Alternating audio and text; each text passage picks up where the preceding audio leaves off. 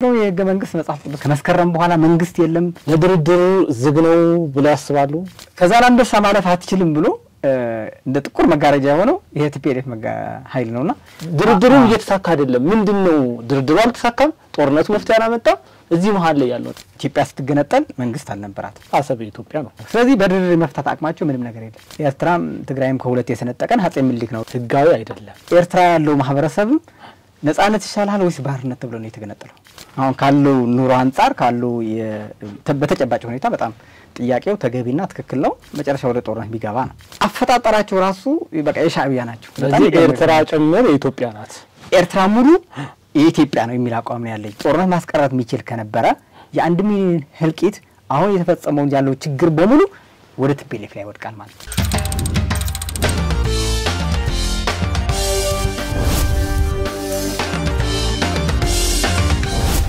ሰላም ውድ ተመልካቾቻችን ይህ ሳምንታዊ የጅማት ፕሮግራማችን ነው በዛሬ የጅማት ፕሮግራማችን ላይ አንድ ውድ እንግዳ ይዘንላችሁ ቀርበናል ከዚህ ውድ እንግዳ ጋር የምናደርገው ቆይታ አብረን ሆናችሁ እንድትከታተሉ ጠይቃለሁ እንግዳችን ራሱን በማስተዋወቅ ይጀምራል ለተመልካቾቻችን ራስዎትን ያስተዋውቁ መልካም ሚኪ ተስፋ ይባላል በዋናነት በአረና ፖለቲካ እንቅስቃሴና እንዲሁም በፈንቅል የወጣቶች እንቅስቃሴ ነው ማለት የምታወቀው ያው በአክቲቪስት ደረጃ ነው እንግዲህ የተንቀሳቀስኩ ያለሁት እንግዲህ ከሚኪ ጋር በወቅታዊ ጉዳዮች ላይ አንዳንድ ቆይታዎችን እናደርጋለን በሀገራችን ወቅታዊ ጉዳዮች ላይ ማለት ነው ትግራይን ከመራት ፕሬዝዳንቶች ከጌታቸው ከደብረጽዮን ከታደሰ ወረደ ለርሶ ማን ይሻላል በጣም የሚገርም ጥያቄ ነው በነገራችን ያነሳልኝና ትግራይን ለማሻገር ትግራይን ከጦርነት ለማውጣት ተማሳሳይ እድለኞች በጣም ወርቃማ ድጋፍ ያገኙ ጌታቸው ረዳና ደብረጽዮን ናቸው ደብረጽዮን ወደ ትግራይ ሲመጣ የመጀመሪያ ሲመጣ ያልተሰጠው ድጋፍ የለም በሁለት ወር ሶስት ወር ውስጥ ማለት እና ያንን ድጋፍ ይዞ ከጀርባ ወደሱ እሱም እንዲጠቅማቸው ያመጡት ኃይሎች አሉ በየነማሩና ነስፋማም ጋር ከኋላ ዋናው ባለቤቱና ባይጻይን ሲመስል ነበር ያመጡትና ልክ ፓወር ህዝባዊ ድጋፍ ሲመጣ የፖሊስ ለውጥ ማምጣት ይችላል ነበር ቦታው ላይ ተቀምጠው ማለት እኔ ቦ እንደዛ ነው ማረጋውና ልክ ቦታው ላይ ተቀመጠ ወደዛ ገፍቶ ሲያመጡ ወደ ጦርነት እየቀሰቀሱ የሚወስዱ ኃይሎች ማስወገድ አለበት ማለት ህዝቡ ለማዳን ማለት አንተ ነው የደገፈና ያ መወሰን እየቻለ ህዝብ ድጋፍ ያለ አፈርድም ያብልቶ 1 ሚሊዮን ጨርሶ ብቻውን የቀረው እንትና በጣም ወርቃማ እድል ያበላሸው የደረሰን ነው ቀጥሎ ሁሉም ነገር አልቆ ህወሓት ጥቁር ሱፍና ቀይ ካራባታ አድርገው ፕሪቶሪያ ላይ ተማርከው ነበር ቲፒኤልኤፍ እጅ ሰጥተው ነበር ድርድር በነጋዜ ተማርኳል በየረባም ነው ምክንያቱም አቋማቸው የነበረ በሙሉ ሽጣው ነው የመጡት የተመረጠው መንግስታቸው አፍርሰው ህገወጥ ነበር ብለው ከመስከረም በኋላ መንግስት የለም ብሎ አውጆ የነበረው ከመስከረም በኋላ የተመረጠው መንግስታችን ነው ብለው ተቀብለው ባጭሩ ተማርከው ነበርና ያ የተማረከውን ኃይል 5-6 ኃይሎች ወደ ህግ አቅርበው ተጠያቂነት አመጡ ትግራይን በዚህ 3 አመት ውስጥ ከነበረው በላይ አክሞ ማዳን ይችላል ነበር ጌታቸው ረዳ ምክንያቱም የዓለም አቀፍ ዲፕሎማሲ ነበረው ዓለም አቀፍም ትግራይ ለማገዝ ከፍተኛ ርብርብ አድርገዋል የኢትዮጵያ መንግስትም ከፍተኛ በጀቶታል በትግራይ ወጣት ደግሞ ዳግሞ ወደ ጦርነት እንዳንገባ ወጣት ስለሆነ በድርድር ችግሮችን ከአማራ ቀጥታ ባህር ዳር ሄዶ ነበር ታስታውሳለ መጀመሪያ እንደተመረጠ ከአፋር ጋርም ሄደዋል እንግዲህ ጌታቸው ያልሰደበው መሪ አልነበረም ያልተጋጨው እንትን ያልነበረው ግን ይሄውን ምርግፍ አድርጎ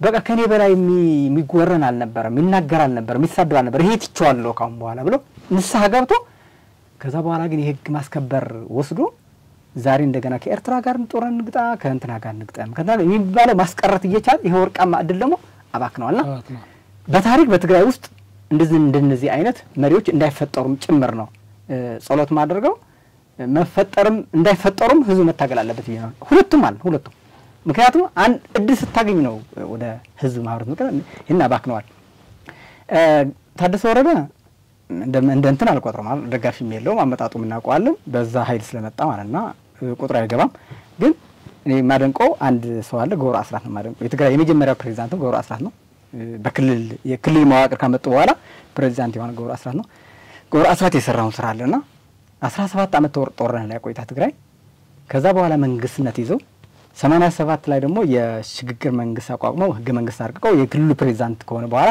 3 አመት ክፍተት ነበረች እስከ 90 ከ87 እስከ 90 በ90 በ3 አመት መካከል ላይ በትግራይ ውስጥ ከፍተኛ ውጤት ነው ያመጣውና የቀላሚኖ ትምህርት ቤት አቋቁመዋል። ትልቅ በኢትዮጵያ ተወዳዳሪ የሌለው ሆስፒታል አይደር ሆስፒታል የሚባል ነበር ገንብተዋል። የገበሬዎቹ የመስኖ ልማት ራያ ፕሮጀክት ነበረ። መሶቦ ፋብሪካ ራሱ መስፍን ኢንጂነሪንግ አልማዳ ጨርቃ ጨርቅ ወደ 500 ልክ እንደ ተከዚ ፕሮጀክት ማለት ነው። እና ሌሎችም አሉ ሳርት የሚባል ፕሮጀክት ነበር 500 ምናምን ግድቦች ነበርና 60 ምናምን ግድቦች ተገድበዋልና በዛ 3 አመት ፍጥነት ያ የሰራውን ስራ በጣም ማደንቀው ማለት ነው። አሁንም እድል ቢሰጠው ያ ስራ ይሰራል ብዬ የማምነው ሰው ገብረ አስራት ነው። ኢትዮጵያ እንግዲህ 95% የንግድ እንቅስቃሴዋን የምታከናውነው በጅቡቲ ወደብ አካባቢ ነው። ለዚህ ደግሞ ወደብ በአመት ወደ $2 ቢሊዮን ወጪ ታደርጋለች ትከፍላለች ማለት ነው። ያው እንግዲህ ይሄን ወደ ገንዘብ ወደ ኢትዮጵያ ብር ብንመነዝረው አሁን ባለው ምንዛሬ መጠን ወደ 260 ቢሊዮን ብር አካባቢ ነው የኢትዮጵያ ሩብ በጀት ማለት ነው። ይሄንን ያህል ለወደብ ኪራይ ትከፍላለች። ይሄ ገንዘብ ወደብ ቢኖራት ኑሮ ሌላ አገልግሎት ይውል ነበር እና አሁን የኢትዮጵያ መንግስት ወደብ ማግኘት አለብኝ ብሎ ሲነሳ ኖ ይሄ ህጋዊ አይደለም የሚሉ የሚቃወሙ ማህበረሰቦች ደግሞ ብቅ ማለት ጀምረዋል። ይሄንን እንዴት ያይዛል? እንግዲህ ኢትዮጵያዊ ዜጋ ሆኖ ይሄን ኢትዮጵያ ወደብ አይገባትም ኢትዮጵያዊ ካለ የህወሓት አመራር ወይም ደግሞ በህወሓት መንፈስ አሳስብ የተጠመቀ ነው ማለት። ምክንያቱም ከአብይ ከመምጣቱ በፊት በ27 አመት ጦርነት የመንግስትነት የህወሓት መንግስትነት እኔ እንኳን አንዱ ከቲፒኤልኤፍ ተቃውሞ የነበረው ይሄ በቀይ ባህር ጉዳይ ነው እና በኢትዮጵያ ውስጥ ከ70 ምናምን ተቃዋሚዎች ነበሩና ከ70 ምናምን ፓርቲዎች ኢህአዴግን ጨምረው ኢትዮጵያ የቀይ ባህር ባለቤት አይደለችም ቀይ ባህርም አይገባትም ብሎ የሚያምን ብቸኛ ኢህአዴግ ነው የነበረው እና ሌላው ሁሉ በፕሮግራም አለ። የክልል ፓርቲ ሆኖ እንኳን አረና የክልል ፓርቲ ነውና በሀገር ደረጃ በመድረክ ላይ ነው እና የክልል ፓርቲዎች ሆኖ ራሱ ኢትዮጵያ የቀይ ባህር ባለቤት መሆን አለባት የሚል እምነት ያለው ነው። አብዛኛው በምርጫ ቦርድ የፓርቲዎቹን እንትን ብንፈትሸው ሁሉም ኢትዮጵያ የቀይ ባህር ይገባታል በተለይ በአሰብ ጉዳይ እያነሱ በፕሮግራማቸው ያጸድቃሉና ብቸኛ በኢትዮጵያ ፓርቲ ኢህአዴግና አሁን ደግሞ ህወሓት ማለት እስካሁን አቋም አልቀየረም ህገ ደንቡም አልቀየረም ህወሓት ትግራይ ውስጥ ያለው ማለትና ብቸኛ በኢትዮጵያ ከ70 ምናምን ፓርቲዎች ኢትዮጵያ ባህር አይገባትም ብሎ እንደ አቋም ወስዶ ብቻ ሳይሆን ኢትዮጵያ ባህርም እንዳታገኝ ከውስጡ ነው በጀት እየከፈለም ለሌላ ሀገር ላላውነት የሚጠብቅ ማለት ነው። አሁን እንግዲህ አንዱ ኢትዮጵያ ስለ ቀይ ባህር ስታነሳ ስለ ባህር ጉዳይ ስታነሳ አንዱ በሰሜን በኩል ነውና ከዛ ላንደርሳ ማለፍ አትችልም ብሎ እንደ ጥቁር መጋረጃ የሆነው ይሄ ቲፒኤልኤፍ ኃይል ነውና ስለዚህ እነዚህ የሚያነሱ ኃይሎች የኢህአዴግን አቋም የሚጋሩ የህወሓትን አቋም የሚወስዱ ቅድም ያልኩ የኤርትራ ነጻነት የማይደራደሩ የሚቀበሉ ኤርትራም የኢትዮጵያ አካል ሆና በታሪክ አታቅም የሚሉ አቋም ያላቸው ሰዎች ናቸውና ኢትዮጵያውያን ናቸው ማለት ይከብደኛል እንደዚህ አይነት የሚያነሱ ጥያቄዎች ማለት ነው። እንግዲህ የእርሶ ፓርቲ የኔ ፓርቲ የለኝም ግን እንደ አረና ከዚህ በፊት አረና ስለነበርኩ እንደ አረና ቅድም አረና ስላሉኝ ነበርና ፓርቲ አባል በዛ እንቅስቃሴ ነበር። ከዛ ወጣው ፈንቅል ላይ እንቅስቃሴ ያ ፈንቅል እንቅስቃሴ ወጣ ነው ቲፒኤልኤፍ ቅድም የነገርኩ አቋም ነው። በሰላማዊ መንገድ በድርድር የሚፈታ አይደለም። ህዝባዊ አመጽ ተደርጎ ማህበረሰባዊ ንቃትና ተፈጥሮ ወጣቱ እንቅስቃሴ አድርጎ በሰላማዊ መንገድ በህዝባዊ ልክ እንደቀረው እንደፋን ነው ይሄ ድርጅት ጠራርጎ ማባረር አለበት እንጂ በዲሞክራሲ በምርጫ ምናምን የሚሆን ነገር አይደለም ከሚል እምነት ከአረና ዲሞክራሲያዊ እንቅስቃሴ ወደ ህዝባዊ አመጽ የወጣቶች እንቅስቃሴ ገብተን ነበር። ከዚህ አንፃር ነው አሁን ፈንቅል ምን ላይ ነው ያለው? አሁን ፈንቅል የለም እንደ ፈንቅል እንደ ተቋም የለም። ያንንም እንደ የወጣቶች እንቅስቃሴ ነው እንጂ እንደ ፓርቲ ተመዝግቦ ምናምን አልነበረም። ላይክ እንደ ቄሮ ምናምንና አሁን የት ነው ያለው ካልከ ያው ወጣቱ አለ።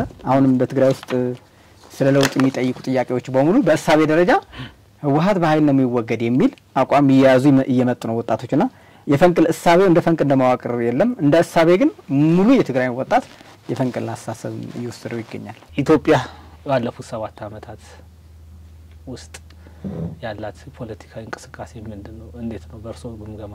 ያው እንግዲህ ኢትዮጵያ በዚህ 7 አመት ውስጥ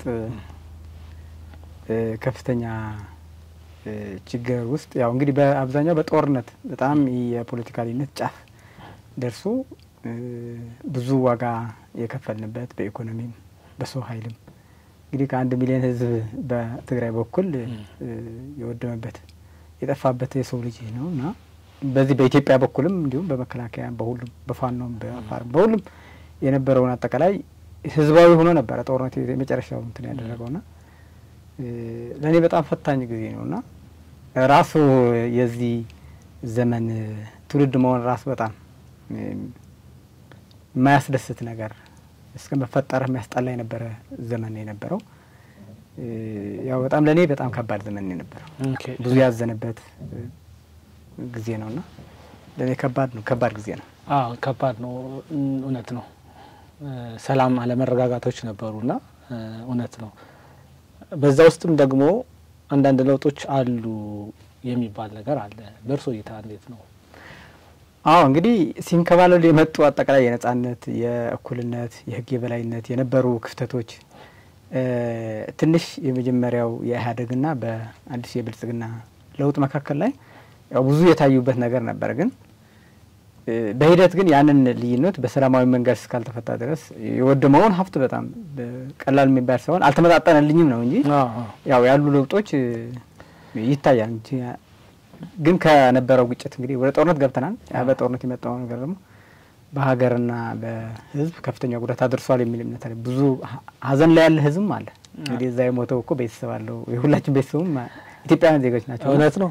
ያ ስለሚከብድ ነው በቃ ይሄ የለውጡን አሉ ምንላቸውች ደፍረን ማናገራቸው ሁኔታ ስላሉ ነውና እንግዲህ ቀጣይ ቢስተካከሉ ባጭር ጊዜ ይተካሉ ማለት ይቻላልና እኔ ከዛ አንፃር ስለማየው ነው። ችግር የለም ማለት ያው እርሶ እይታ ስለሆነ ተጠያቂው ግን ማን ነው ለዚህ ሁሉ ውድመት? ማለት ስፔሲፊክ ለማድረግ ያህል ነው በትግራይ ክልልና በፌደራል መንግስቱ መካከል እንደዛ አይነት ጦርነት ገብተን ነበርና በዛ ውስጥ ማህበረሰቡ ዋጋ ከፍሏል። የብልጽግና መንግስት ነው ወይስ የህወሓት መንግስት ነው ተጠያቂ ማድረግ የምንችለው? የእርሶ እይታ? የኔ እይታ ድሮ የሚታወቅ ነው ህወሓት ነው ተጠያቂ ብለው በተለይ በዚህ 2 አመት በትግራይና በኢትዮጵያ መካከል የነበረው ጦርነት በቲፒኤልኤፍና በህወሓት አድርጎ ሁለቱም መጨረሻ ወደ ህዝባዊ ተቀየረው ለዚህ ሁሉ ህልቂት ያደረሰን ይታወቃል። የኔ አቋም ግልጽ ነው። አሁንም ደፍሬ የምናገርባቸው ፖይንቶች አሉኝ። የቲፒኤልኤፍ አካሄድ ያመጣውን ጣጣ ብዬ ነው የማምነው። አንደኛ ለ27 አመት ሲንከባለል የነበሩ የሀሳብ አፈናዎች ነጻነት አለመኖሩ እሱ ብቻ ሳይሆን ኢህአዴግ ወደ ስልጣን ሲመጣ እንግዲህ በጦርነት ደርግን አሸንፎ ነው የመጣውና ደርግ አሸንፎ ሲመጣ ከዛ በኋላ በደርግ የነበረውን ሰራዊት በኢትዮጵያ ሙሉ የተበተነውና ያ ከፍተኛ ቅሬታ ነበር። ያ ሰራዊት ደግሞ አገር ወዳጅ ነበር ይታወቃል። እስከ ቀይ ባህር እስከ ኤርትራ እስከ ሁሉም ጫካ እየሄደ መስዋዕትነት ሲከፍል የነበረው ያ በጦርነት በህወሓት ሲሸነፍ የዛ የነበረው አስተሳሰብ በኃይል በጉልበት ስለተሸነፈ ብዙ ኢትዮጵያውያኖች ቅሬታ ነበራቸው። በዛ ላይ በእርቅ እንኳን አልዘጋውም ከዛ በፊት የነበረው ፖለቲካ ማለትና በዛ ልክ ደግሞ መንግስት ሆኖ የፈጠራቸው ችግሮች በሙሉ ተደርበው ደግሞ ጫፍ ላይ ደርሰው ነበር። ይሄ ጥላቻው በሙሉ ማለት አልተነፈሰማ። እሱም ራሱን ጠቅልሎት መጨረሻ ላይ ራሱን እያረጀ ሲሄድ በተለይ ጠቅላይ ሚኒስትር መለስ ህልፈት ካጋጠመ በኋላ ሙሉ በሙሉ የኢህአዴግ ችግር ኢትዮጵያ ውስጥ ነው የፈረሰው። ስለዚህ ያንን የወለደውን ብልጽግና ኃላፊነት ሙሉ በሙሉ እንዳይወጣ ደግሞ አብረው እንግዲህ መደመር የሚለው ፍልስፍና ይዘው ሲመጡ ሁሉም የክልል የነበር ልዩነቶች ተሰብስበው ወደ አንድ ቦታ ሲመጡ የትግራይ ነው ወጥቶ ሄደው የቲፒኤልኤፍ ነው ተገንጥሎ ወደ ትግራይ ሄደው እንግዲህ ያ ልዩነት ነው እንግዲህ ምርጫ ታደርጋለህ አታደርግም ኮሮና መልተዋል እየተባለ ነው እንግዲህ ዛሬ እየተጀመረች ያለችው እንቅስቃሴ በ2009 ጀምሮ እስከ ለውጥ ከመጣ በኋላ እስከ 2013 መጨረሻ ላይ መጀመሪያ አካባቢ የጥቅምት የሆነው አይተናል ማለት። ስለዚህ እኔ ዛሬም ትናንትና ማቋሚያ ምንድነው ቲፒኤልኤፍ ያኔ እንዲደመር ነበር ፍላጎት ማለት ቢደመር ኑሮ ከብልጽግና ወደ ትግራይ የምታደርገው ጦርነት የለም። ከሻዕቢያ መጥቶ የሚጫወትበት ሁኔታ ማን ነበረም። ሁሉም ክፍተቶቹ እዚህ የፖለቲካውን በዚህ ክብ ሰርቶ እዚህ ያልቅ ነበር ማለት ነው። ቢያንስ በውስጣቸው እንኳን ችግር ቢኖር ራሳቸው እዛ ይጨርስ ነበር ማለት ነው። ወደ ህዝብ ወደ መካከል ወደ አማራ ወደ አፋር ወደ እንደዚህ ወደ ትግራይ ምናምን ገብቶ ውጥንቅጡ ገብቶ ህፃናቶችና እናቶች የኢትዮጵያ ሀብትና ኢኮኖሚ አያወድም ነበር የሚል አቋም ስላለኝ ቲፒኤልኤፍ ተነጥሎ በመሄዱ ነው። ሁለተኛ ቲፒኤልኤፍ ተነጥሎ በመሄዱ ብቻ ሳይሆን የውህድ ፕሮግራሙም ኢህአዴግ እየወደቀ እየከሰመ ሲሄድ ራሳቸው አሁን በትግራይ ውስጥ ከፍተኛ ስልጣን ይዛ የምትጫወትበት ያለች ወይዘሮ ፍትለወርቅ እሷ ናት ነበር ያጠናቸው የውህድ ፓርቲው ራሱ የብልጽግና ፕሮግራም ውህድ ፓርቲ እንደ ኢህአዴግ 4 እህት ድርጅትና እነዛ 5 አጋር ድርጅቶች ነበሩ። እነሱ ተዋህደን አንድ ፓርቲ ወጥ መሆን አለበት የሚል አቋም ወስዶ እንደ ኢህአዴግ ውህድ ፓርቲ ለማምጣት ራሳቸው ነው ፕሮግራም ያጠኑት። እስከ አዋሳ ሄደው ጉባኤ እስኪያደርጉ ድረስ ዋናው ፕሮግራሙ ራሳቸው ሲመ ምክትሉም በኋላ በትግራይ ጊዜያዊ አስተዳደር ፕሬዝዳንት የነበረ ዶክተር ሙሉ እሱ ምክትሉ አሁን ነበረ አዲስ አበባ ዩኒቨርሲቲ ነው አጥንተው የሰሩት ማለት ነው።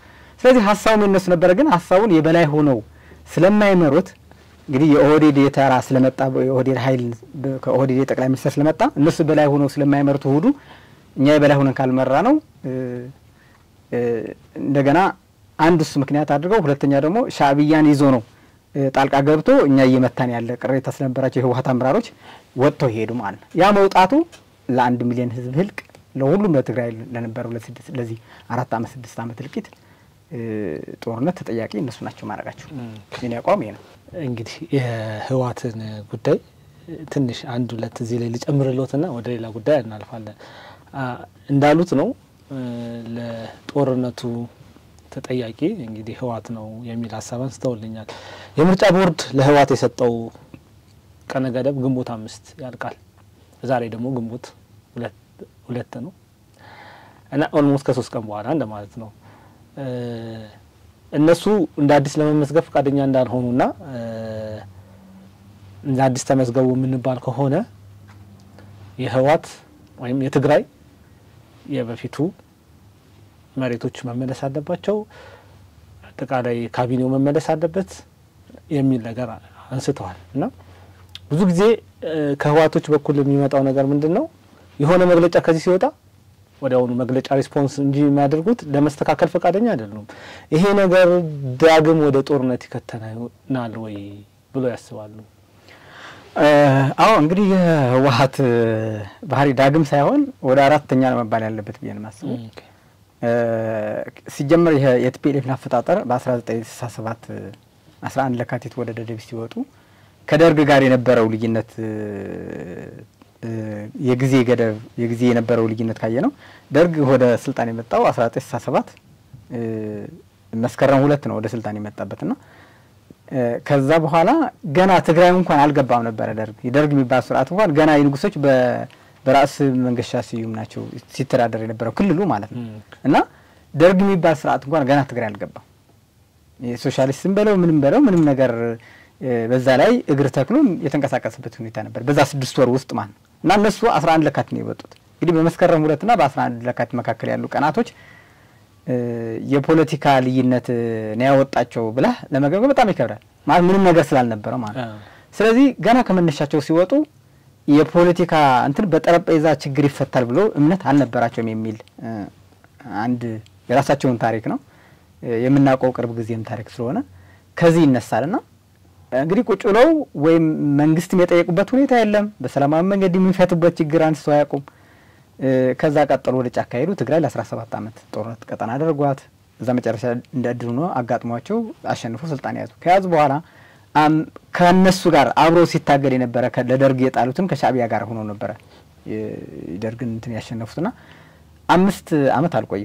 እንግዲህ 83 87 ነው ህገ መንግስት ያጸደቁትና ከዛ 90 ላይ ደግሞ ባድመ ላይ እንደ ምክንያት አድርገው ጦርነት አንስተው ከሻዕቢያ ጋር የነበራቸው በሰላማዊ መንገድ አልፈቱትም። ከፍተኛ ዋጋ አስከፈለን ማለት ብዙ ኢትዮጵያውያን እንደ ቅጠል ረግፎ እዛ ደማቸው አጥንታቸው እዛ ተከስክሰው መጨረሻ ላይ ደግሞ ባድመም ለሻዕቢያ አስረክበው ነው በፌርማቸው አስረግጠው የመጡ ማለት እንግዲህ አላውነታቸው አሸንፈው አስመራ ሊገቡ ሲሉ አንተ እንግዲህ አንድ ሌባ ሞባይል ሰርቀው ሄዶ ልክ ሞባይል ስታገኘው ያንተ መሆን ለማረጋገጥ ወደ ፖሊስ ጣቢያ ትሄዳለህ እንዴ? የራስህ ሞባይል እኮ እና ያደረጉት መጀመሪያ ባድመ ተደፍረናል ኢትዮጵያ ተደፍራለች ብሎ የኢትዮጵያ ህዝብ አስነስተው ሄዱ። ከዛ ያ ገፍቶ የገባውን ኃይል አሸንፈው አስመራ ሊገቡ ሲቀርቡ ተመልሰው መጥተው በፌርማቸው ነገር ባድመ ደግሞ አስረክበው መጡ ማለት። ስለዚህ እዚህ ጋር ቅድም ያልከውን ወደዛ ላጠቃልህና ከዛ በኋላ በድርድር መፍታት አቅቷቸው ከሻዕቢያ ለ18 ዓመት ነበር እዛ የተዘጋው ማለት ነበር። ትግራይ ለ17 ዓመት 1400 ኪሎ ሜትር ማለት ዝግ ነበር ምንም ግንኙነት አልነበረም ማለት ከኤርትራ ስለዚህ በድርድር መፍታት አቅማቸው ምንም ነገር የለም ቀጥሎ የራሳቸውን ያሳደጉት ራሳቸው ያስተማሩት ከራሳቸው የለውጥ ኃይል ብሎ ያወጡት አንጨብጭበው 10 ጣታቸው አውጥቶ የመረቁት የሸለሙትን የለውጥን ኃይል ብሎ ያመጡና ጠቅላይ ሚኒስትር አብይ ደግሞ ከሱ ጋር ደግሞ ተስማምተው መሄድ ሲጠበቅባቸው መጨረሻ ላይ ወደ ጦርነት አጥቦ የሆነው አይተናል ሁላችን ማለት ስለዚህ እነዚህ ሶስቱም በድርድር መፍታት አልቻለም አሁን ወደ አራተኛ ላይ እየወሰድን ያሉት ማለት ስለዚህ በድርድር የመፍታት እንትን ባህልም ካልቸርም ስነልቦናም በቃ ፍላጎትም የላቸውም እነዚህ ሰዎች ሁሌ በላይ ሆነው መሄድ ስለሚፈልጉ ቅድም ያነሱት ላይ በጣም ትዝ የሚለኝ ነገር ያው እኛም ልጆች ሆነን እናውቀው ነበር አሁን ሙስ ልጆች ሲባል በደንብ እንትን እንላለን የኢትዮ ኤርትራ ጦርነት ላይ ማለት ነው እንደተባለው ባድመን ተይዞብናል ብሎ ነው ጠቅላላ የኢትዮጵያን ህዝብ የቀሰቀሱት በኋላ ላይ ደግሞ ባድመን ፈርመው ሰጥተዋል ግን ለኢትዮጵያ ህዝብ ባድመ ለኢትዮጵያ ተወሰነ ብሎ ደግሞ አሽተውናል ማለት ይሄ ቁማር አይደለም ወይ በነፍስ አስይዞ የሚጫወቱት ቁማር አይደለም ወይ ምንድነው ጥቅም ቫልዩ ምንድነው እዚህ ላይ እንደዚህ አይነት ቁማሮች ጥቅማቸው ምንድነው እነሱ የፖለቲካ እሳቢያቸው ጥቅም አላቸው በእነሱ በእኛ በኢትዮጵያ አሁን በኢትዮጵያ ሆነ ስታስበው ያው በብዙ ነገር ቁማር ልትለው ትችላለህ በእነሱ ግን ቁማር አይደለም እነሱ ሁሊ እኔ መገመግማቸው የራስ ያቋም ሰዎቹ በኢትዮጵያዊነታቸው ራሱ ማስቀምጣቸው ሰዎች አይደለም ምክንያቱም መንግስት ሆነው ጫካ በረሃ ተቃዋሚ ሆነው የመጀመሪያ መርህ አላቸው ከሻዕቢያ ጋር አብረው የሚታገሉት ከውጭ ኃይል ጋር የሚያብሩበት አንድ መርህ ነበራቸውና ኢትዮጵያ ጠላታችን ነው የሚል መነሻቸው አላቸው ኢትዮጵያ ለነሱ እንደ ባዕድ ሀገር አሃዳዊ ገዢ ሀገር አድርገው ልክ እንደ ጣሊያን እንደ እንግሊዝ አድርገው ነው የሚያስዋት ኢትዮጵያን ማለት ያ ዛሬም በልጆቻቸው ያያዩ ነው ያለውና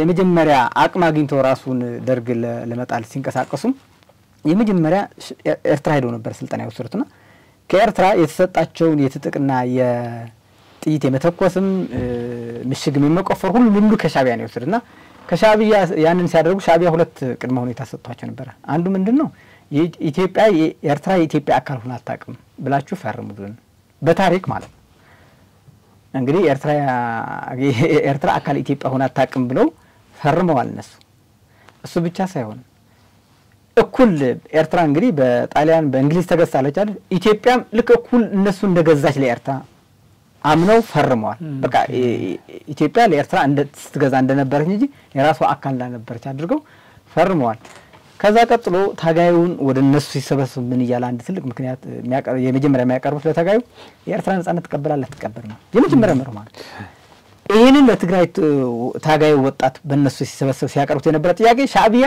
ለነሱ ይሄን ጥያቄ ነው ያቀርበላቸው የመጀመሪያ ኤርትራ ነጻነት ተቀበላላችሁ ተቀበል ነው እንቀበላለን አሉ ከዛ እነሱ የሰበሰቡት ወጣት በሙሉ የኤርትራ ነጻነት ተቀበላላችሁ ተቀበሉ 10 ነጥቦች ነበር በነገራችን ላይ ከ10 ነጥብ 10ኛው አችናት ነጥቧ ማለት የኤርትራ ነጻነት ተቀበላላችሁ ተቀበለም ነው ስለዚህ አልቀበልም ካለ 9ኙ ተቀብለው እንኳን ስለ ዲሞክራሲ ስለ ብሔር መብት ስለ ትግራይ የህግ የበላይነት ምናምን የሚያነሷቸው የነበሩ ጥያቄዎች በቋንቋው መማር ምናምን እነዚህ በሙሉ ተቀብለው ወጣቶቹ የኤርትራ ነጻነት የማይቀበል ከሆነ በእነሱ ትግል አይቀጥልም አይ በእምኑ ተከቀጠለ ከተማጎታቸው እስከ መግደል ራሱ ይደርሳሉ ያስወግዷቸዋል ማለትና አጠቃላይ ድርጅቱ ስሪቱ መነሻው የኢትዮጵያ ሉዓላዊነት የኢትዮጵያ ህዝብ ክብር ለመጠበቅ የመጣ ድርጅት አይደለም እንዳጋጣሚ ግን በሻዕቢያም ድጋፍ ይዞ ዛሬው ነው እዚህ ስልጣን ከያዘ በኋላ ደግሞ የያዛት አቋም አሁን ምችን ያለችው 1 ሚሊዮን አልቆም በበረዶም በጨለማም በኤርትራ ሉዓላዊነት አንደራደር ይሆና ነው እንደሚሉት እንኳን አደረሷችሁ ኤርትራ እንድትገነጠል ከፍተኛ ዋጋ ከፍለናል ብቻ አይደለም ቢሉ በነገራችን ላይ ኤርትራ እንድትገነጠል ሀገር እንድትሆን የትግራይን ህዝብ ከፍተኛ ዋጋ ከፍሏል እንኳን ደስ አላችሁ ይላል የትግራይ ወኪል ሆኖ ማለት እንግዲህ የትግራይን ህዝብ ኢትዮጵያ ነው የሚኖረው አሁን አንድ ማህበረሰብ ሙሉ ሀገሩ እንዲገነጠል ታግለዋል መስዋዕትነት ከፍለዋል ብለ በመግለጫ ስተጾ ምን አይነት ፖለቲካ እየሰራ እንዳለ መገንዘብ ይቻላልና ይሄ ድርጅት ልክ እንደ ተኩላ ሆኖ የበግ ቆዳ ለብሶ የኛ አይደለም የኢትዮጵያ ድርጅት አይደለም የሚል አቋም ያለኝ እዚህ ላይ ያው እየጨረስን እንሂድ ብዬ ነው እዚህ አካባቢ ላይ ሌሎች ጥያቄዎች ከመንቀላቀል ብዬ ነውና ወደ ኋላ መለስ ብለን ታሪካዊ ዳራዎችን ስንመለከት ኢትዮጵያ ያለ ወደብ የቆየችው ያው በኢህአዴግ ዘመነ መንግስት ነው እንግዲህ ሌሎቹ ላይ ወጣም ገባም ነበረን ማለት ነው ወደብ ማለት ነው እና ይሄንን ወደብ ያጣችበት መሰረታዊ ጉዳይ ምንድነው አሁን ደግሞ እዛው ላይ ያያይዘው እንዲመልሱልኝ በብልጽግና መንግስት ጥያቄ እየተነሳ ነው የአሰብን ጉዳይ ማለት ነው። ታሪካዊ እውነቱን ስንመለከት አሰብ የኢትዮጵያ ነው ሪያሊቲው ስንመለከት ከነበረው ከታሪካችን አንፃር ማለት ነውና ይህንን ወደብ መልሶ የማግኘት እድል አለን ወይ? ያው ጥያቄውን ግልጽ ነው። በሰራታዊ ጉዳይ ምንድነው ደግመንስ የማግኘት እድል አለን? መጀመሪያ እንድናጣበት ከኢትዮጵያ ከቀይ ባህር እንድትነጠል ያደረጋት በራሷ ልጆች ከራሷን የተወለዱት ግን የኢትዮጵያ ክብር የማይጠብቁ ኢትዮጵያዊነቱን ቅድም ያነሷቸው ሰዎች የሌላ ኃይል የሻዕቢያን ኃይል ፕሮጀክት ይዘው ስለመጡ እንጂ ከዛ በፊት ያው እንዳልከው አንዴ ትወጣለህ አንዴ ትገባለህ ስትሸነፍ ትወጣለህ እንደገና ተመልሰህ ትገባለህ ከአቅም አንፃር ነበረ ከዛ በፊት የነበረው የኢትዮጵያ የባህር የማጣት በአፄ ዮሐንስ ጊዜም ቱርኮች ይገቡ ነበር ጣሊያን ይገባል ይወጣል ይታገላሉ መስዋዕትነት ይከፍላሉ እንደዚህ ነው የነበረው እንጂ ፈቅዶ ኢትዮጵያ ከባህር ነጥሎ እንደዚህ 360 ዲግሪ እንድትዘጋ ያደረገ ውልም በታሪክ አይተንም ሰምተንም አናቅምና አጋጣሚ ደግሞ ከዚህ በፊት የነበረውን የታሪካችን እንትን ለምሳሌ ከዛ በፊት የነበሩ ንጉሶች የሆነ ነገር እንኳን በዛ አቅም በማነስ በተለያየ ምክንያት አቅም ሲያጡ ቀጥሎ የሚመጣው መሪ ያንን ለማረም ነበር ጥረት የሚያደርገው ሁሉ አካይዱ ማለት ለምሳሌ አሁን ብዙ ሰው በተለይ የሰሜኑ የትግራይን ኤሊቶች ምሁራኖች ኢትዮጵያ የቀይ ባህር አልባ ያደረጋት ኤርትራም ትግራይም ከሁለት የሰነጠቀን አፄ ምኒልክ ነው ይያሉ ከፍተኛ ወቀሳ ያነሳሉ ግን የሳቸው ክፍተት የነበረው ክፍተት እኔ ምጋራው ሆኖ ግን የሳቸው ክፍተት ደግሞ አፄ ኃይለ ሥላሴ ደግሞ ለ7 አመት ተከራክረው በሰላማዊ መንገድ በድርድር ኤርትራ የኢትዮጵያ አካል አድርገው ለቀጣዩም አስረክበዋል እንግዲህ ኃላፊነቱ የተወጣለን ማለት ነው ከዛ ቀጥሎ የአፄ ኃይለ ሥላሴ ስርዓት ተከትሎ የመጣው መንግስቱ ኃይለ ማርያም ነው መንግስቱ ኃይለ ማርያም ደግሞ ከቀይ ባህር ንቅንቅ የሚል አቋም አልነበረው ለድርድርም አላቀረበም ይሄን አቋሙ ለዘላለም ይቀጥላል ተጽፏልም ታሪኩ ማንንም ነጥቀው አይችልምና ከቀይ ባህር ራስ ነጥሎ ያቅም እሱ ብቻ አይደለም በነገራችን ላይ የና አሉላ ሐውልት አስመራ ላይ አቁሞላቸዋል በዛ በታሪክ በሰሩበት በጉራ በሳሐቲ በሁሉ እውቅና ሰጥቷል በአሉላ በሰራውን ታሪክ ማለት ነውና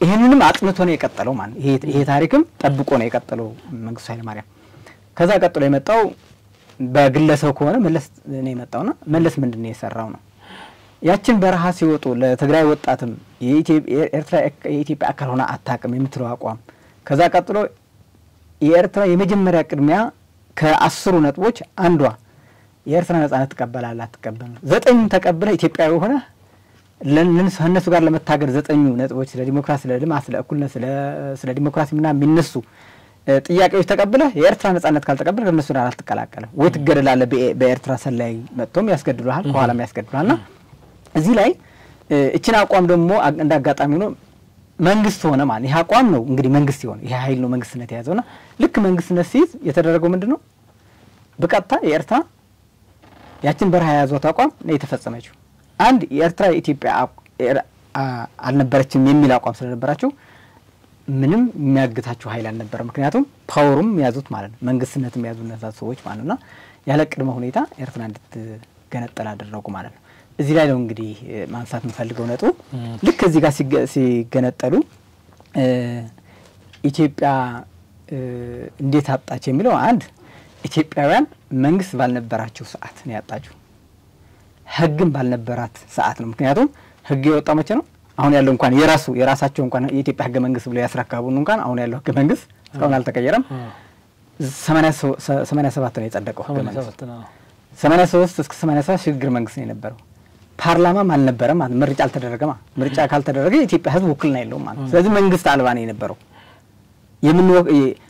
ተውና እንደ ኢትዮጵያ በትግራይ ክልል ውስጥ እንኳን ያለው ጊዜያዊ አስተዳደር ሳይኖር ምንም ነገር መወሰን አንችልም እየተባለ ነው አይደል ጊዜያዊ አስተዳደር ስለሆነ የትግራይን ህዝብ ከወረዳ ነው አይደል የሚወከለው የክልልና የፓርላማ የፌደራል ውክልና የሚኖረው ህዝቡ አሁን ውክልና የለውም በትግራይ ውስጥ አሁን ስለ ወልቃይትም ስለ ራያ ምናምን መወሰን አትችልም ለምን እዛው አካባቢ ያለው ክልል በዚህ ህገ መንግስት የሆነ ማዕቀፍ ሰጥተውታል ምርጫ አድርጎ ነው ማንም ነገር መወሰን ይችላልና ጊዜያዊ አስተዳደር ስላለ ምንም ነገር መወሰን አትችልም አሁን በትግራይ ውስጥ አይደለም እንደ ሀገር እንደ ኢትዮጵያ ፓርላማ ሳታዋቅር ህገ መንግስት ሳታረቅ ምንም ነገር ሳታደርግ ራስን አንድ የታሪክ አጋጣሚ ሆኖ የፖለቲካ የበላይነት ስላገኘ ራስን የሀገር እንግዲህ የሞተና ሚሊዮን ህዝብ ጣፋንታ ነው የወሰኑት 3-4 ሰው የማይሞሉ ማለት ነውና እንግዲህ ኢትዮጵያ መንግስት ሳይኖራት ህገ መንግስት ሳይኖራት ነው የቀይ ባህር ባለቤት እንዳትሆን እንድትዘጋ የተደረገው እና የማግኘት መብት ሳለን ወይ እድል አለን ወይ ያልከው 100% የማግኘት እድል አለን። አንደኛ ይሄን ጥያቄ ማንሳት እንችላለን። ኢትዮጵያ ስትገነጠል መንግስት አልነበራት። ከህግ አንጻርም ከህዝብ ፍላጎትና መብት አንጻርም ከዓለም አቀፍ ህግም ኢትዮጵያ የባህር ባለቤት የመሆን ትችላለች። ይሄ አሰብ ያልከው ግን በአሰብ ላይ አልተማማመኝ። ይሄ አጠቃላይ የኤርትራ ጥያቄ ነው ያለው። ኤርትራ ያለው ማህበረሰብ ነጻነት ይሻላል ወይስ ባርነት ተብሎ ነው የተገነጠለው? እንግዲህ አንድ ሰው አጭበርብሮ ባርነትና ነጻነት እዚህ ተቀምጦ እንዴት ባርነት ሊመርጥ ይችላል? ስለዚህ አፍነውት ነው ይሄ ልክ አሁን እንደሚሰሩት ብሔርተኞች ማለት ነውና ህዝቡን አፍነው ነው ነጻነት ይሻላል ባርነት ነው ያለው።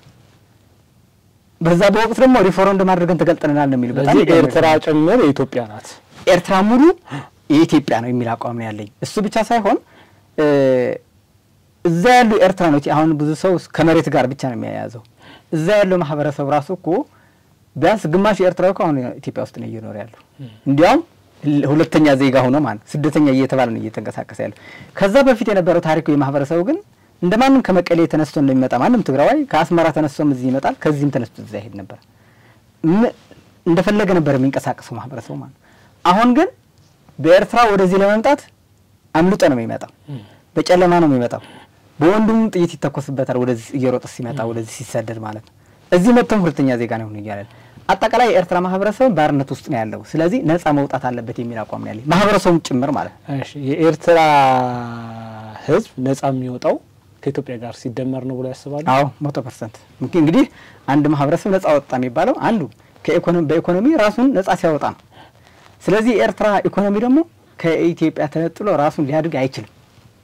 ስለዚህ አጠቃላይ ኤርትራ ሊያድግ የሚችለው በኢኮኖሚ ራሱን ሊያድግ የሚችለው መቀየር የሚችለው የኢትዮጵያን ተቀላቅሎ በዛ በኩል ያለው ሪሶርስ ለኢትዮጵያውያን ሲያቀርብ በዚህ በኩል ያለው ወደዛ ሲቀርብ ነው። እንግዲህ ቀይ ባህር ስራ ላይ ሲውል ነው የነሱ የኢኮኖሚ ነፃነት የሚያገኙት። ሁለተኛው ከዚህ ጦርነት ራሱ አፈታቱ ራሱ ኤርትራ ነፃ የወጣችበት ቅድም ነገር ያለውና አፈታቱም ልክ ስላልሆነ ኢትዮጵያ የሆነ ጊዜ አቅም ስታገኝ የኢትዮጵያ የኤርትራ ላላውለት ጥያቄ ውስጥ ይገባል። ልክ አሁን የጥያቄ እንዳስገባሁት እንዳነሳሁት ማለት ነውና ስለዚህ በሰላማዊ መንገድ ተፈቱ እጣፋንታቸው ስለ ነጻነቱም ስለ እኩልነቱም ከኢትዮጵያ ጋር ነው ሊፈታ የሚችል የሚል አቋም ነው ያለው። ቅድም ያነሳት ላይ አንድ ጭንቅላት ውስጥ የሆነ ጥያቄ ተፈጠረ። 10ኛው ነጥብ ላይ ያሉት ማለት ነው የህዋት መሪዎች በወቅቱ ኦኬ እሺ እዛ ጋር ጫካ ውስጥ ይያሉ ኤርትራውያኖች ላይ መሞት ስለፈሩ ያንን ህግ ተቀበሉ ማለት እንችል ይሆናል። ግን ስልጣን ከያዙ በኋላ እኮ ያንን መተው ይችሉ ነበር። because ፓወርም ስለሚኖራቸው ኢንተረስቱ ነበራቸው ማለት ነው። ኤርትራ ከኢትዮጵያ ጋር እንዳትቆይ ኢንተረስት ስለነበራቸው እንጂ ስልጣን ላይ ሲወጡ እኮ መተው ይችሉ ነበር። እዚህ ላይ ምን አለ አሁን እኮ ቅድም አንስቻለሁ አላስከኝም እንጂ እነዚህ ሰዎች የመጀመሪያ ፈጣጣራቸው የኤርትራ እንጂ አሁን ሞት ፈርተው ነው የምትላቸው አንተ እንደሱ አይደለም። ሞት ፈርተው ምናምን የሚባል ነገር የለም። ሰዎች ራሱ አፈጣጣራቸው ሲወጡ እንግዲህ አንድ ሰው ያ ፖለቲካን ቅርጽ ሲያወጣው እምነት ይዞ ነው የወጣው። ከአዲስ አበባ መልምሎ ሲወጣ ኢሳያስ መጥቷል መልምሎ ያወጣቸው ወደ ጫካ ወደ ደብስ አስገድዶ ከዛ ያልወሰዳቸው። እንዲያም እዚህ አንድ ታሪክ አስታውስከኝና መለስ ተክሌ የሚባላል የመጀመሪያው እዚህ በአፄ ኃይለ ሥላሴ የተገደለ ከነ ጥላሁን ይግዛው እና ያ መሬት ላራሹ ብሎ ዋና ቀስቃሽ ነበር ያን መለስ ተክሌና በጣም ንቁ ነበር እና በእነ ህወሓት መስራቾች አንዱ ግዴ ዘርአጽዮን ይባላልና ግዴ ዘርአጽዮን አሁን ጂነ ዘርአጽዮን ከና አረጋው የህወሓት ዋና መስራቹ ማለት እና ያ ሄዶ ጥያቄ ያቀርብለታል ለመለስ ተክሌና መለስ ተክሌ ያን ጥያቄ ሲያቀርብለት ኤርትራ ትግል ተጀምረዋል ከነሱ ጋርም አብረን እንታገላለን ይሄ የብሔር መብት ልናረጋግጠው የምችለው በትግላችን ነውና ከኛ ጋር ተቀላቀል ጀምረናል የሚል ቤቱ 3 ጊዜ ሄዶ ነው የጠየቀው እዚህ አዲስ አበባ ማለት እና ሄዶ ሲመለምለው ለመመልመል ሲል ምንድነው ያለው አይ አንደኛ እናንተ ኢትዮጵያ የአማራ ገዢ መደብ እያላችሁ የምትጠሩት ነገር እንዴት ነው አማራኛ የሚገዛ? እኛ እኮ የሰሜንን ራሳችን ንጉሶች ነንና ማን ነው ገዢ ያርጋችሁ ያስቀማጣችሁት? አማራው እኩል እንደ ትግራዋይ እኩል ደህንነት ውስጥ የሚኖር ማህበረሰብ ነው እና የትኛው አማራ ገዢ መደብ ነው ለትግራይ ህዝብ የገዛው? በታሪክስ ለትግራይ ማህበረሰብ የትኛው ከአማራ መጥቶ ነው የገዛውና ይሄንን አማራ እንደ ገዢ መደብ አርጋችሁ ያስቀመጣችሁትን አካሄድ ትክክል አይደለም። እንደገና በብሔር መደራጀት ደግሞ አልፈልግም። ምክንያቱም የብሔሩን ጣጣ ሄዶ ህዝባችን ነው የሚበላው እና ለውጥ ልናመጣ አንችልም። በጣም ከፍተኛ ንቃተ ህሊና ነበረው ያኔ ልጁና እንደዛ ብሎ ሲመልስላቸው ተለያዩ ማለት ነው። እና ሌሎች ግን አምነው ሄዱ ወደ ጫካ። ስለዚህ ተገደው አይደለም ይሄዱ ማለት ነው። አምነውበት እዛ በረሃም ሄደው እስከ መጨረሻም መንግስት ከሆኑ በኋላም ያ እምነታቸው ነው ተግባራዊ ያደረጉት። በመሃል ላይ ግን ምን ተፈጥሮ ነበር? በነገራችን ላይ ብዙ ሰው ትንሽ ልብ አይለውም። እንግዲህ ህወሓት ማለት በነገራችን ላይ ዋናው ከጀርባ ሆኖ የሚያንቀሳቅሱት ስብሐት ነጋ ናቸው። አሁንም አሜሪካ ሆኖ የሚያንቀሳቅሱት እሳቸው ናቸውና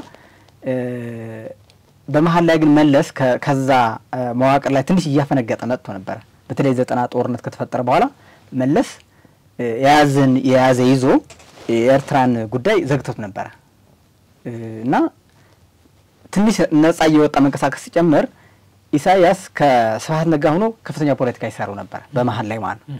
ምክንያቱም ከሻዕቢያ ጋር ያፈነገጠ ኃይል ስለተፈጠረ በዚህ በኢትዮጵያ ውስጥ ማለት እና መለስ የባህር ጥያቄን ባያነሳ የኤርትራ ሉዓላዊነትም ጥያቄ ባያነሳ በድሮ አቋም ቢዘውም ግን ከሻዕቢያ ግን ተቆራርጦ ነበር መለስ እና መለስን ሲቃወሙት ኢሳያስ ለነስብሐት ነጋ ያግዛቸው ነበርና በዚህ ላይ እንቅስቃሴ እዛ ግንቦት ሰባት ላይ ነበረው ደምሂት ምናምን የሚባለው ታስታውስ ከሆነ ኦነግና ደምሂት በትግራይ ሲገቡ ስብሐት ነጋ ተቀበሏቸው ነበር ታስታውስ ከሆነ እና እነዛ ሲቀበላቸው ከሻዕቢያ ጋር ተነጋግረው ከኢሳያስ ተነጋግረው የተቀበሏቸው ያን ይሄ የመጣው መለስ ከሞተ በኋላ ነው እና ይሄ ግንኙነት አሁን ዛሬ አስመራ እየደገሙት ነውና ይሄንን ኃይል የነስብሐት ዋናው ቲሙ ኢትዮጵያ የባህር አልባ እንድትሆን ያደረጋት ሙሉ በሙሉ የነመለስን ውሳኔም ተቀላቅሎበት እንግዲህ ስራ አስፈጻሚ በሙሉ ነው የወሰነው ያኔ ማለትና አብዛኛው አደርባይ ነው በሙሉ ማለት የዛ አገልጋይ ነው የነበረው እና ከዚህ አንፃር ነው እኔ የማየው።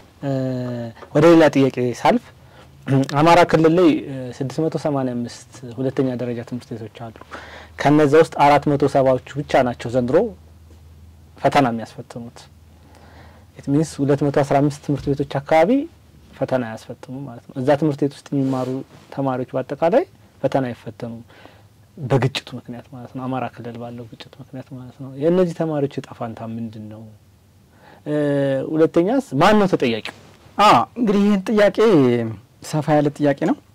በዋናነት እዛ አካባቢ ያለው ኃላፊነት ያለው ሰው ሞር ቢጠየቀው ጥያቄ ቢመልሰው ደስ ይለኛል። ምክንያቱም ያለው በተጨባጭ መሬት ላይ ግን የችግሩ አሁን ያነሳው ጥያቄ ግን ለአማራ ብቻ የሚመለከት አይደለምና በትግራይ ውስጥ እኔ እንደ አንድ ትግራዋይ በትግራይ ውስጥ ለ2 አመት ትምህርት ቤት ተቋርጦ ነበር። በ2 አመት ውስጥ ያጋጠመው ችግር እኛ ነው የምናውቀው በቅርበት ማለት ነው። ትምህርት ቤት ተዘግቶ ሁሉ ነገር ተደርጎ 10ኛ የነበረውን 3 አመት ምናምን የቆየው እስከ ጊዜው አስተዳደርም ተመልሶ እስኪያቋቋም ምናምን 3 አመት ምናምን የፈጀውና አለፈበት ትምህርቱ ማለት ነው። ይሄ ብቻ አይደለም። በነገራችን ላይ አብዛኛው አሁን በጥያቄ ባላቸው አካባቢ በዚህ በራያ ጸለምት አካባቢ አሁን ጸለምት ያለው እንትና እንዲያውም የሆነ መረጃ ለማስተዋወቅ ሞክሬ ነበር 6 አመት ሙሉ ትምህርት ቤት አልተጀመረም። እንግዲህ 6 አመት በወቅቱ የተወለደው ህፃን ልጅ ወይም ደግሞ 6 አመት የነበረው ህፃን ልጅ ዛሬ ስንት 12 አመት ነው ትምህርት ቤት አልጀመረም። በወቅቱ 10 አመት የነበረው 4ኛ ምናምን ደርሶ የነበረ አሁን 16 አመት ደርሶታል ትምህርት አልፎታል ማለት ነውና እነዚህ ልጆች ልክ አሁን የአማራም ህፃናቶች ወይ ደግሞ ወጣቶች እየደረሰባቸው ያለው ይሄ ነው። በእኛ ላይ በትግራይ በኩል የነበረው ነው አሁን አማራ ክልል እየተፈጠረ ያለውና እነዚህ ህፃናቶች ወጣቶች ዕጣ ፈንታቸው ምንድነው ያልከው? በትግራይ ውስጥ ያየነው ሁሉም ወደ ሀሽሽ ነው የገባው፣ ሁሉም ወደ ጫት ነው የገባው፣ ሁሉም ወደ ሽጋራ ነው የገባው ማለት ወጣቱ። አሁን መቀሌ ብትሄድ ፋሽን የሆነው እሱ ቤት 20 30 ወጣቶች ተሰብስቦ ያ ህፃን እነዛ ወጣቶች የነበሩ እንግዲህ 10 አመት የነበሩ 16 አመት ሆነዋል ብያለሁ። 17 አመት ሆነዋል። ትምህርት ቢሄዱም አይገባቸው ምክንያት ቀድሞ ወደ ሀሽሽ ገብተዋል፣ ቀድሞ ወደ ሱስ ወደ ጫት ገብተዋል ማለት። ስለዚህ በዛ በኩል ያሉ ህፃናቶችም የነሱ ዕጣ ፈንታ ነው እየደረሰባቸው ያለው እና ከዛ 18 ምናምን 17 አመት የደረሳቸው ወደ ስደት ነው እየሄዱ ያለው። ስለዚህ ይሄ ነው ዕጣ ፈንታቸው እየሆነ ያለውና በጣም አሳዛኝ ነው። ችግሩ በጣም ከባድ ነው። ማን ነው ተጠያቂ ይላልከው ግን እንግዲህ በኃላፊነት ደረጃ ማንንም አንጠይቅ መንግስት ነው የምንጠይቀው መንግስት ነው የሚያስተዳድረው በዋናነት ይሄን ትምህርት ቤት እንዳይቀጥል የሚያደርጉ ኃይሎች የመንግስት ኃላፊነት ነው የመንግስት ኃላፊነት ደግሞ የመጀመሪያ ስራው ህግ የማስከበር ነው ትምህርት ቤት እንዳይማር ትምህርት ቤታቸው የሚያፈርስ አስተማሪውን የሚያሳድድ ህፃናቶች ወደ ትምህርታቸው እንዳይገቡ ስጋት የሚፈጥር ኃይል በህግ ነው እንግዲህ መከበር ያለበት ማለት ስለዚህ ህግ የማስከበር ነው የማን ኃላፊነት ነው የመንግስት ኃላፊነት ነው ስለነዚህ ህፃናቶች ወደ ትምህርት እንዲገቡ የመንግስት ኃላፊነት ነው ብለን ደግሞ ብቻው አንተው እንግዲህ በዚህ በሰብአዊነት የህፃናት መብት ነው እየተገፋ ያለውና ስለነዚህ ህፃናቶች መብት ደግሞ ብቻ መንግስት ይፈታዋል የሚል እምነት የለኝም ወላጆቹ መተባበር አለባቸው እነዛ ማለት እንደ ሰብአዊነት ያው ጥያቄ ማቅረብ እንችላለን እነዛ ትምህርት ቤት እንዲስተጓጎል የሚያደርጉ በክልሉ ችግር የሚፈጥሩ በትምህርት ቤት በጤና ጣቢያ በሁሉም በህዝብ ግልጋሎት ላይ ችግር የሚፈጥሩ ተጠያቂዎች ናቸው እነሱ ማቆም አለባቸው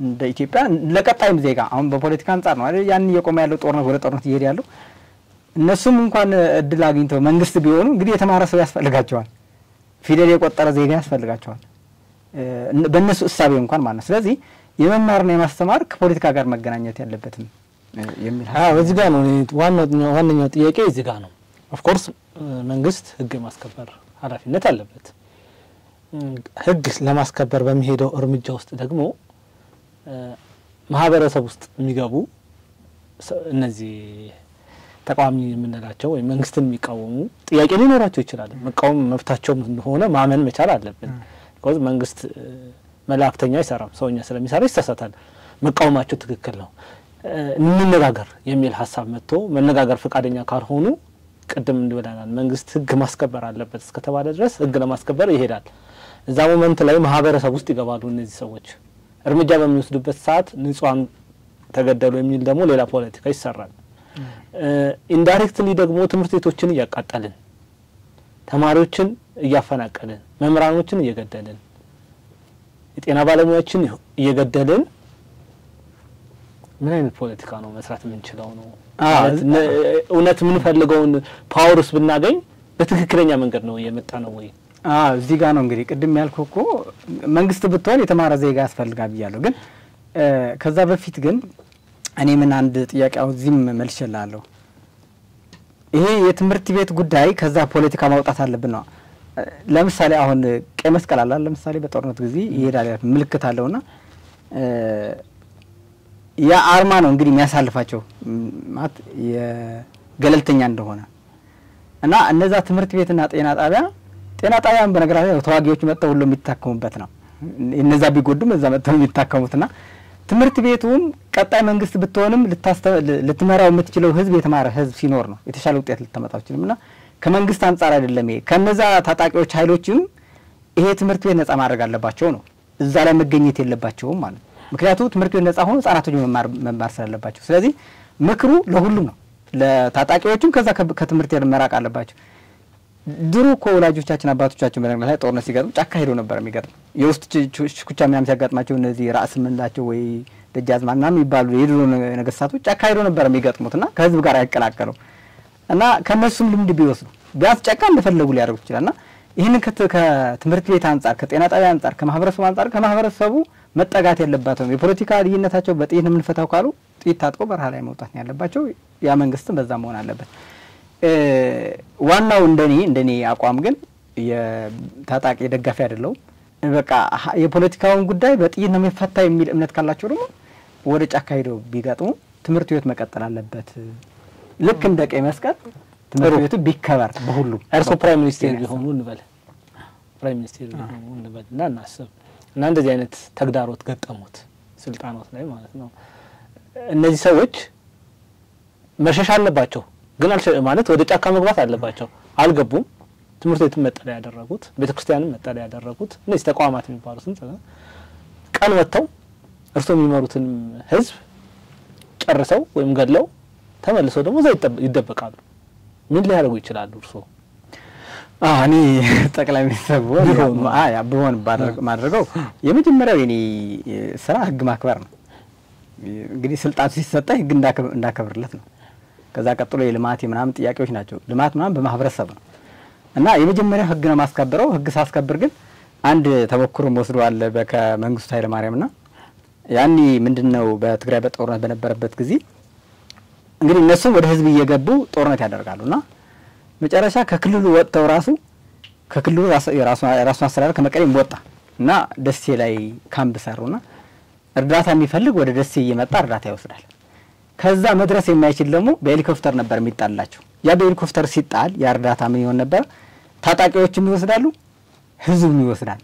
ስለዚህ ያለህን ችግር ምንድነው? አሁን ጠቅላይ ሚኒስትር በሆን ይሄንን ችግር እስኪፈታ ድረስ አንድ ወታደራዊ የራሱ አቀማመጥ አለው ማለት ከህዝብ ጋር የሚኖር አይደለም።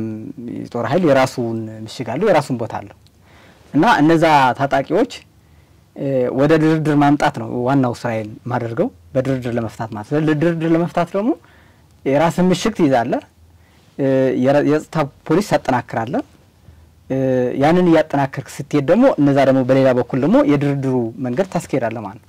ምክንያቱም የፖለቲካ ልዩነት በድርድር ስለሚፈታ ማለት ነው።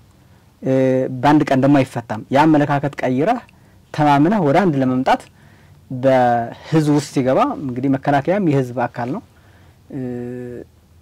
ራስህን መስዋዕትነትም እየከፈልክ እየሞትክ ማለት ነው። ምክንያቱም ለህዝብ ምናምን ፎቶ እንግዲህ መከላከያ ስትሆን የጸጥታ ፖሊስ ስትሆን ራስህን መስዋዕትነት እየሆንክ ነው እንግዲህ ያ ችግር የምትፈታውና ህዝብን ሳይጎዳ ህፃናቶች ሳይጎዱ በጣም ከፍተኛ ጥበብ በተመላበት የድርድሩ መንገድም እያስኬድክ የህዝብ ድህነትም እየጠበቅ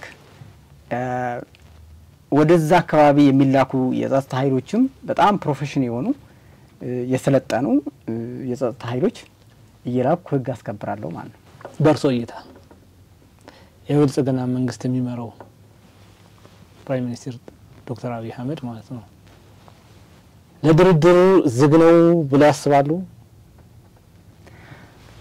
ካለው ሁኔታ አንፃር ለድርድር ማለት በቀላል መግለጽ አትችልም ማለት ለድርድር ክፍት ነው የምትለው አንድ ከብልጽግና ማለት አንዳንዴ ከውስጥ ነው አይደል የመጣው ለውጡ ራሱን ችሎ የመጣ ቢሆን ትንሽ ትይዛለህ በመገምገማና ምንድነው የሆነው የብልጽግናውን ኃይል ይቅርታና አያይዘው እንዲመልሱልኝ ፕራይም ሚኒስትሩ በተለያየ ጊዜ ፓርላማም በሚያነሱት ሐሳብ ላይ በተለይ አሁን የትግራዩ ጦርነት ከመጀመሩ በፊት በጣም ትልልቅ አባቶችን የሽምግልና እንደላኩ እንደለመኑ ሲያነሱ ነበር። ታዋቂ ሰዎችም ይባሉ ኢቭን ደግሞ የምናቃቸው ሰዎች ምክክር ሆነው ታላላቅ እነ ኃይሌ ገብረስላሴ የሚመሩት ትዝ የሚሉት ከሆነ ሄደው የትግራይ ሰዎችን ለምኗቸው ነበር። ከዚህ በላይ መለመን ምንድነው? አዎ እዚህ ላይ እኮ ነው አሁን ለመልስ ሊፈለኩት ብልጽግና አሁን ለምሳሌ አሁን ኢህአዴግ ሙሉ ደርጋ ሸንፏል ስልጣን ያዘው ተገመግመዋል ማለት እንደ ኢህአዴግ ተገመግመዋል ራሱን የቻለ ደርግም የንጉስ ስርዓት አፍርሶ ነው የመጣው ራሱን ችለህ ተገመግመዋል። ይሄ መንግስት ግን እንደዛ አይደለም። እንደዛ አድርገህ የምትገመግመው ፓርቲ አይደለም። ራሱን ኢህአዴግ ነው ውህድ ያደረገው። አምስቱ አጋር የነበሩ ሶስቱም ድርጅቶች የነበሩ ተዋህዶ ነው ብልጽግና ያለው።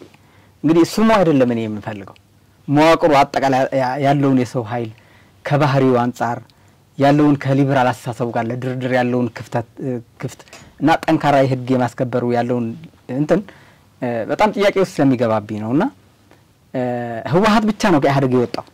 የህወሓት ቡድን 5ም በለው 6ም በለው የነበረው ይሄ ኢህአዴግ አንዱ ፓርቲው ህወሓት ነው የወጣው እንጂ ሌላው እንዳለ ነው የቀጠለውና ሲቀጥል ለመገምገም በጣም እቸገራለሁ።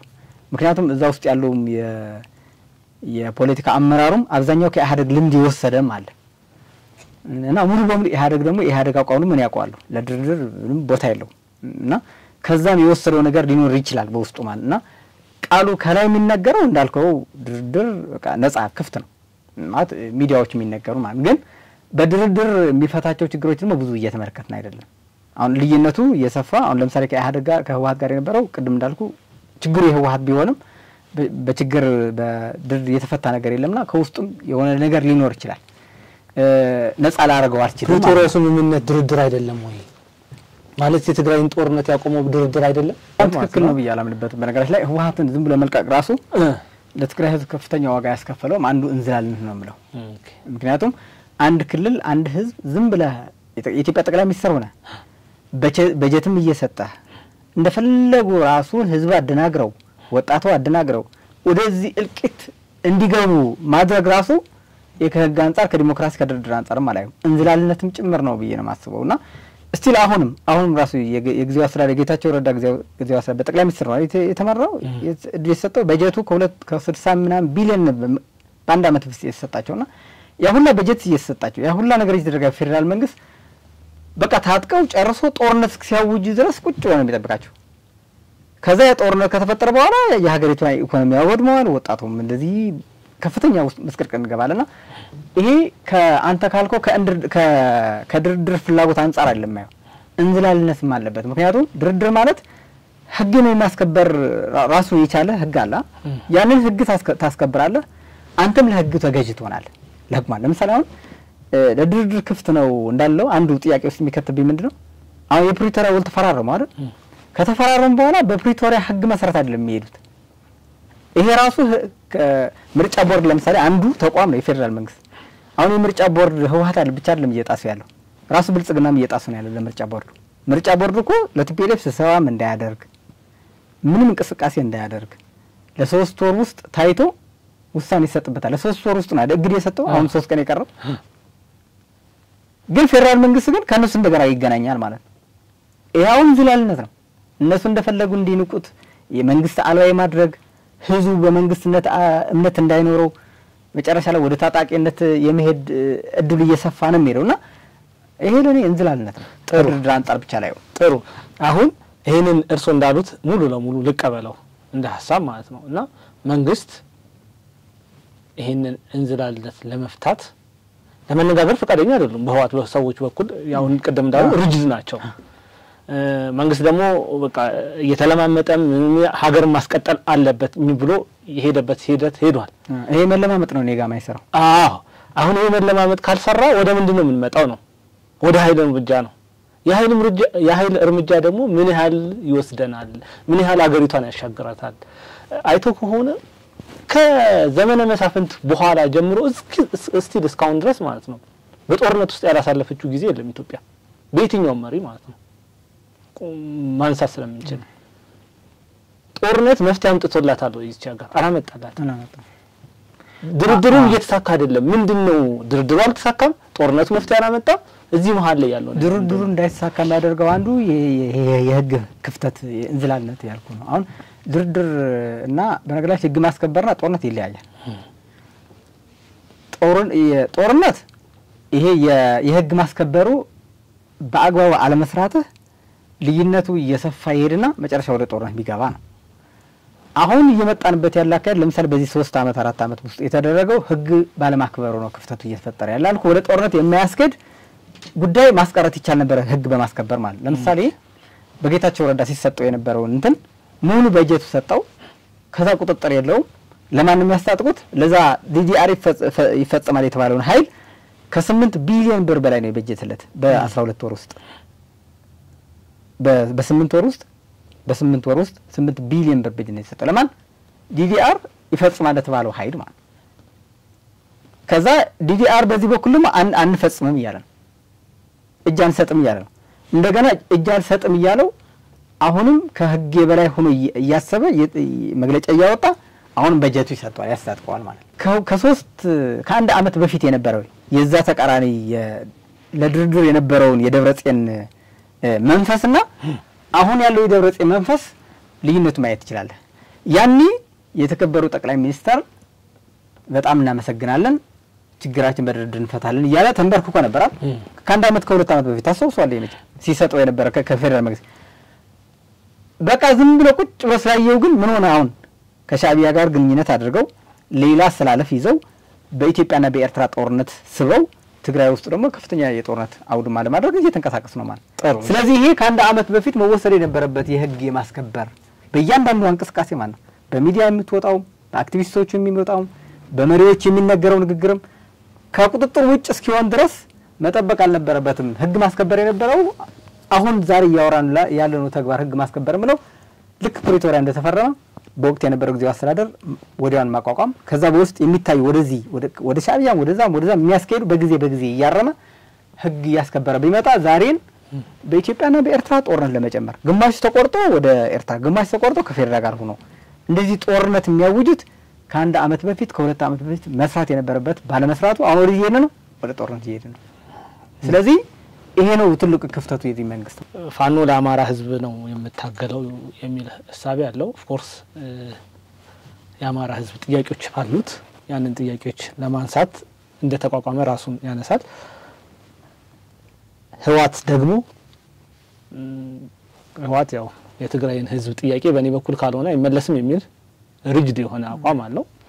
እነዚህ ፋኖና ህዋት የምንላቸው እንደ አዲስ አንድ ላይ ሆነው ከሻዕቢያ መንግስት ጋር ድርድር እያደረጉ ነው። ይሄ ወዴት የሚወስደን ይመስላል? እንግዲህ አብዛኛው የፋኖ አክቲቪስቶች ወይ ደግሞ የፋኖ ታጣቂዎች ከዚህ በፊት የምናውቃቸው ናቸው። ሁለት ነገር በቲፒኤልኤፍ ክስ ነበራቸው። ክሱ ምንድነው? አንዱ አማራ ገዢ መደብ ነው ብለው ፈርጀው የአማራን ህዝብ የዚች ኢትዮጵያ ያለውን በሙሉ ችግር ኃጢያት ተሸካሚ አድርገውታል። የዚች ሀገር በዳይ እንደሆነ የሚያስቀምጥ ህገ መንግስት አርቅቀው አውጥተዋል። ይሄ ለአማራ ህዝብ ከፍተኛ ዋጋ ያስከፈለው ነው የሚል አቋማቸው በተደጋጋሚ የምናየው ነው። ከጅሮ ጀምሮም አሁንም ያነሱታል በነገራችን ላይ እና ይሄ አንዱ ነው። ሁለተኛው በዚህ ህገ መንግስት ላይ አልተወከልንም የሚል አለ። አልተወከልንም ማለት ምንድነው?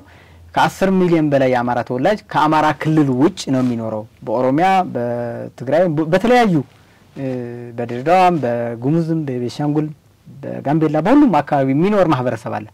ይህንን ማህበረሰብ በአንድ ክልል እስካልሆነ ድረስ ውክልና የለውም በፓርላማ። በክልልም እንደሌላ ብሔር ስለሆነ በፌደራልም ውክልና የለውም።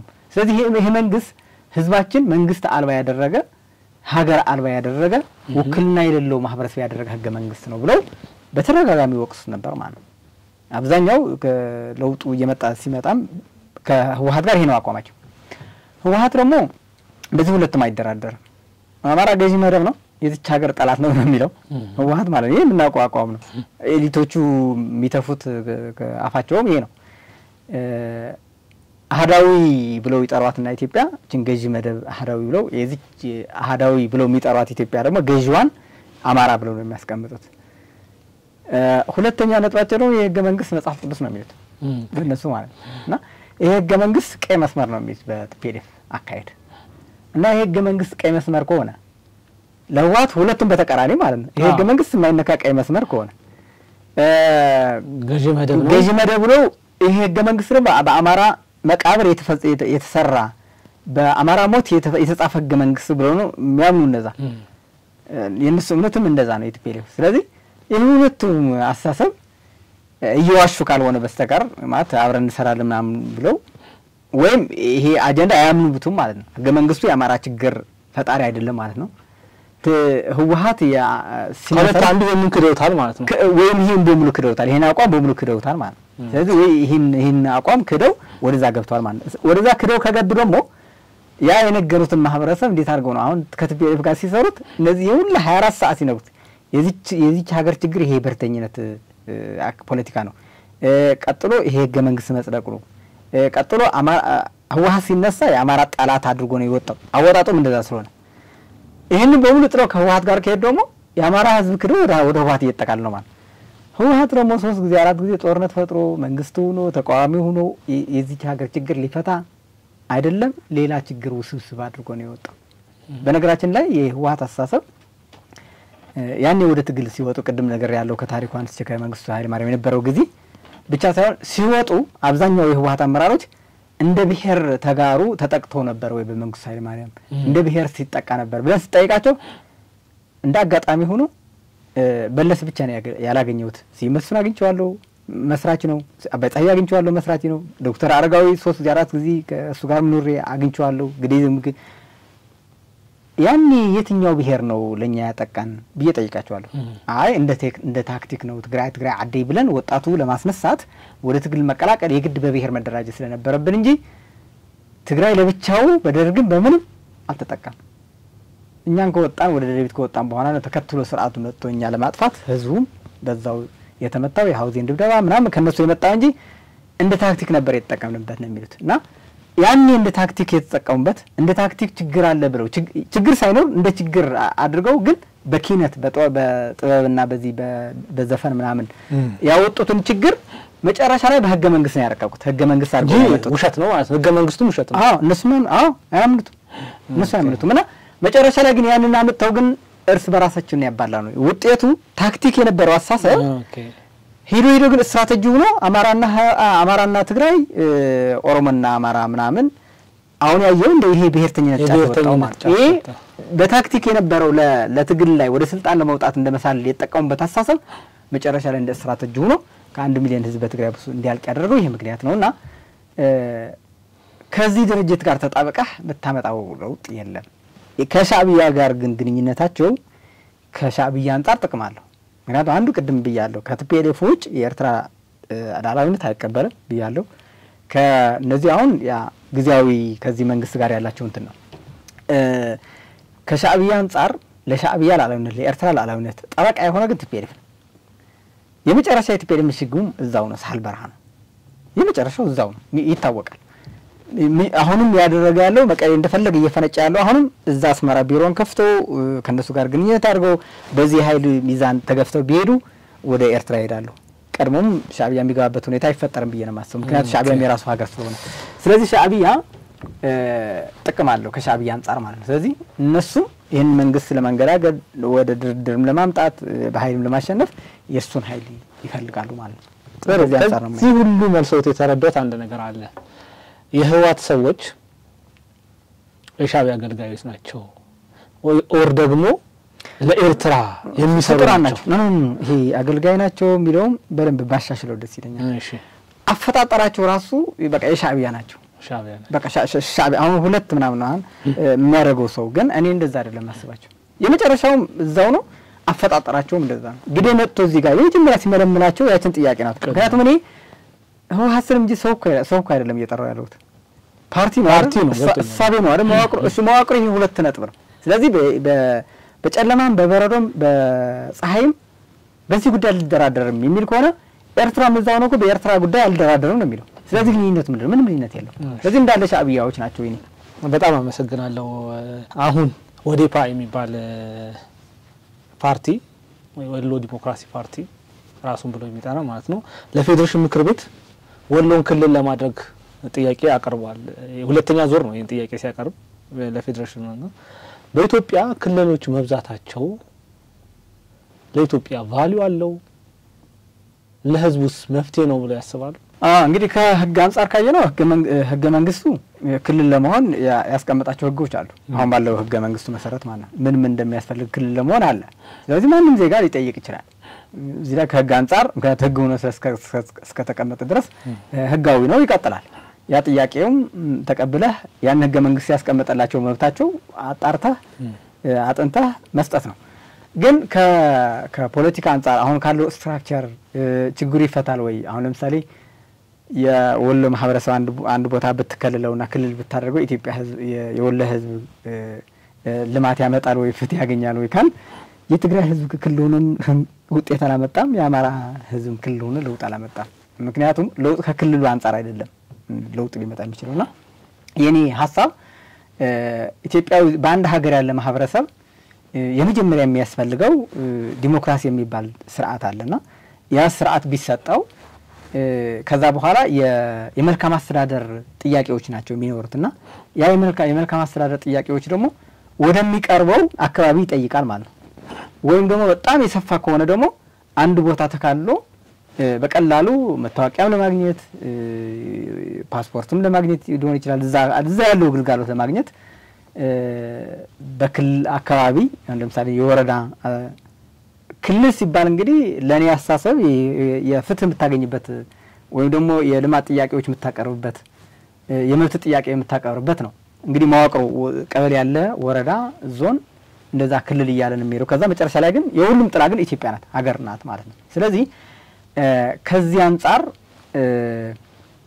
በጣም ሰፊ ከሆነ ግልጋሎት የማያገኙት ከሆነ በጣም ሚንገላቱ ከሆነ ያ ክልሉ ጥያቄ መመለስ አለበት ማለት ነው በዛ የሚገኝ ጥቅም ካለ ግን እኔ በክልል መቃወመው ምንድነው እስከ መገንጠል የሚለው አንቀጽ 39 ያለ አይደል እና እስከ መገንጠል ብሎ እታች የሚዘራዘራቸው ነጥቦች አሉ አንቀጾች አሉ 1 2 3 ብሎ ያስቀምጣቸውና እነዛ አንቀጾቹ ሶስቱም መሰረታዊ ነጥቦች ናቸው ማለት በቋንቋ መማር መበልጸግ ባህልን ማሳደግ ራስን በራስ የማስተዳደር የቀበሌም የወረዳም የዞም የክልሉም አስተዳደሮች ራስን የመምረጥ የሚሉ መብቶች አሉ እዛ ስር ላይ ማለት ነው በመጨረሻ ላይ ግን እስከ መገንጠል የሚለው ግን እኔ አልቀበለውም ምክንያቱም እስከ መገንጠል ብለህ አገር ልትገነባ አትችልም በዚህ በኩል አንድ የጋራ ሀብት አባይ ትገነባለህ በዚህ በኩል ባቡር ትገነባለህ በዚህ በኩል መንገድ እኩል የሚያገናኝ ስራ ሰራለ እንደ ሀገር አቀፍ መብራትም ስልክም ትዘረጋለህ በዚህ በኩል ደግሞ እስከ መገንጠል ትለዋለህ እንደገና ማለት ነው አይሆን ሁለቱም አይገናኝምና ይሄ እስከ መገንጠል የሚለው ወጥቶ እስከ መገንጠል የሚለው ህግ ተሻሽሎ ከመንግስቱ መሻሻል አለበት ስለማምን ማለት ሌላው መብቶች ግን እንደፈለገ መደራጀት ያንን መብት በኢትዮጵያ ማዕቀፍ እስካለ ድረስ ማለት እንግዲህ በአቅራቢያው ዜጋው ፍትህ ሲያገኝ በአቅራቢያው ያለውን ተደራጅቶ መልማት ይችላል ካለ የሚያፈራውን ሀብት ኢትዮጵያ ትግራይም ቢለማ ተደራጅቶ ወሎ ሄዶም ራሱን ክልሉ ነው ቢደራጅ የበለጠ ለውጥ የሚያመጣ ከሆነ ችግር የለም ምክንያቱም ኢትዮጵያው ነው ወሎም ብትበለጸግ አንድ የኢትዮጵያ አካል ነው ሌላ ጎጃምም ትግራይም ምንም ቢበለጸግ የኢትዮጵያ አካል ነው ችግሩ ያለው እስከ መገንጠል ቢለው መንፈስ ነው ሌላ ሀገር አማራጭ ማስቀመጥ ነው ደሞ እንደ ቅዠት ነው ከየት በኩል ቆርጣ ሀገር እንደምታደርገው ራስ በጣም አሁን ወሎ ክልል ይሆናል በህጉ መሰረት ክልል መብት ነው ብያለሁ እስከ መገንጠል ከሆነ ግን አሁን ዛም እስከ መገንጠል ነው እንደገና ክልል ሰጥተው ማለት ጭራሽ ሌላ ትንሽ ላንድ ሎክዶችን ማዘጋጀት ነው የሚሆነው በቃ ሌላ አሁን ወደ ኋላ ቀርነት ወደ ጎጥነት ነው የሚያስገባ ግን እኔ እንዳማራጭ ያሰብኩት ይሄ ክልል ይፍረስ እና መስተካከል አለበት ስለሆነ እንደ ቆሌ የሚያጎራ ሰው አለ አሁን በዚህ በ27 አመት ኦልሞስት ለ50 አመት በለው የተሰራው ይሄ ብሔርተኝነት እንትንና የራሱን ብሔር አስቀድሞ ነው ስለ ኢትዮጵያ የሚያወራው እንግዲህ ኢትዮጵያን እኔ ብሔር ማይመራት ከሆነ ኢትዮጵያ ትበተን የሚል አቋም እየመጣ ያለው በዚህ በኩልም በኦሮሞ ኦነግ ይባላል እንደዛ ያሰሰብ እኛ ማን መራት እኛ ማን አስተዳደረው ገደል ትግባችን ሀገር ይላል በዛ በአማራ በኩል የመጣው አሁን ደግሞ አዲስ ብሔርተኝነት የመጣው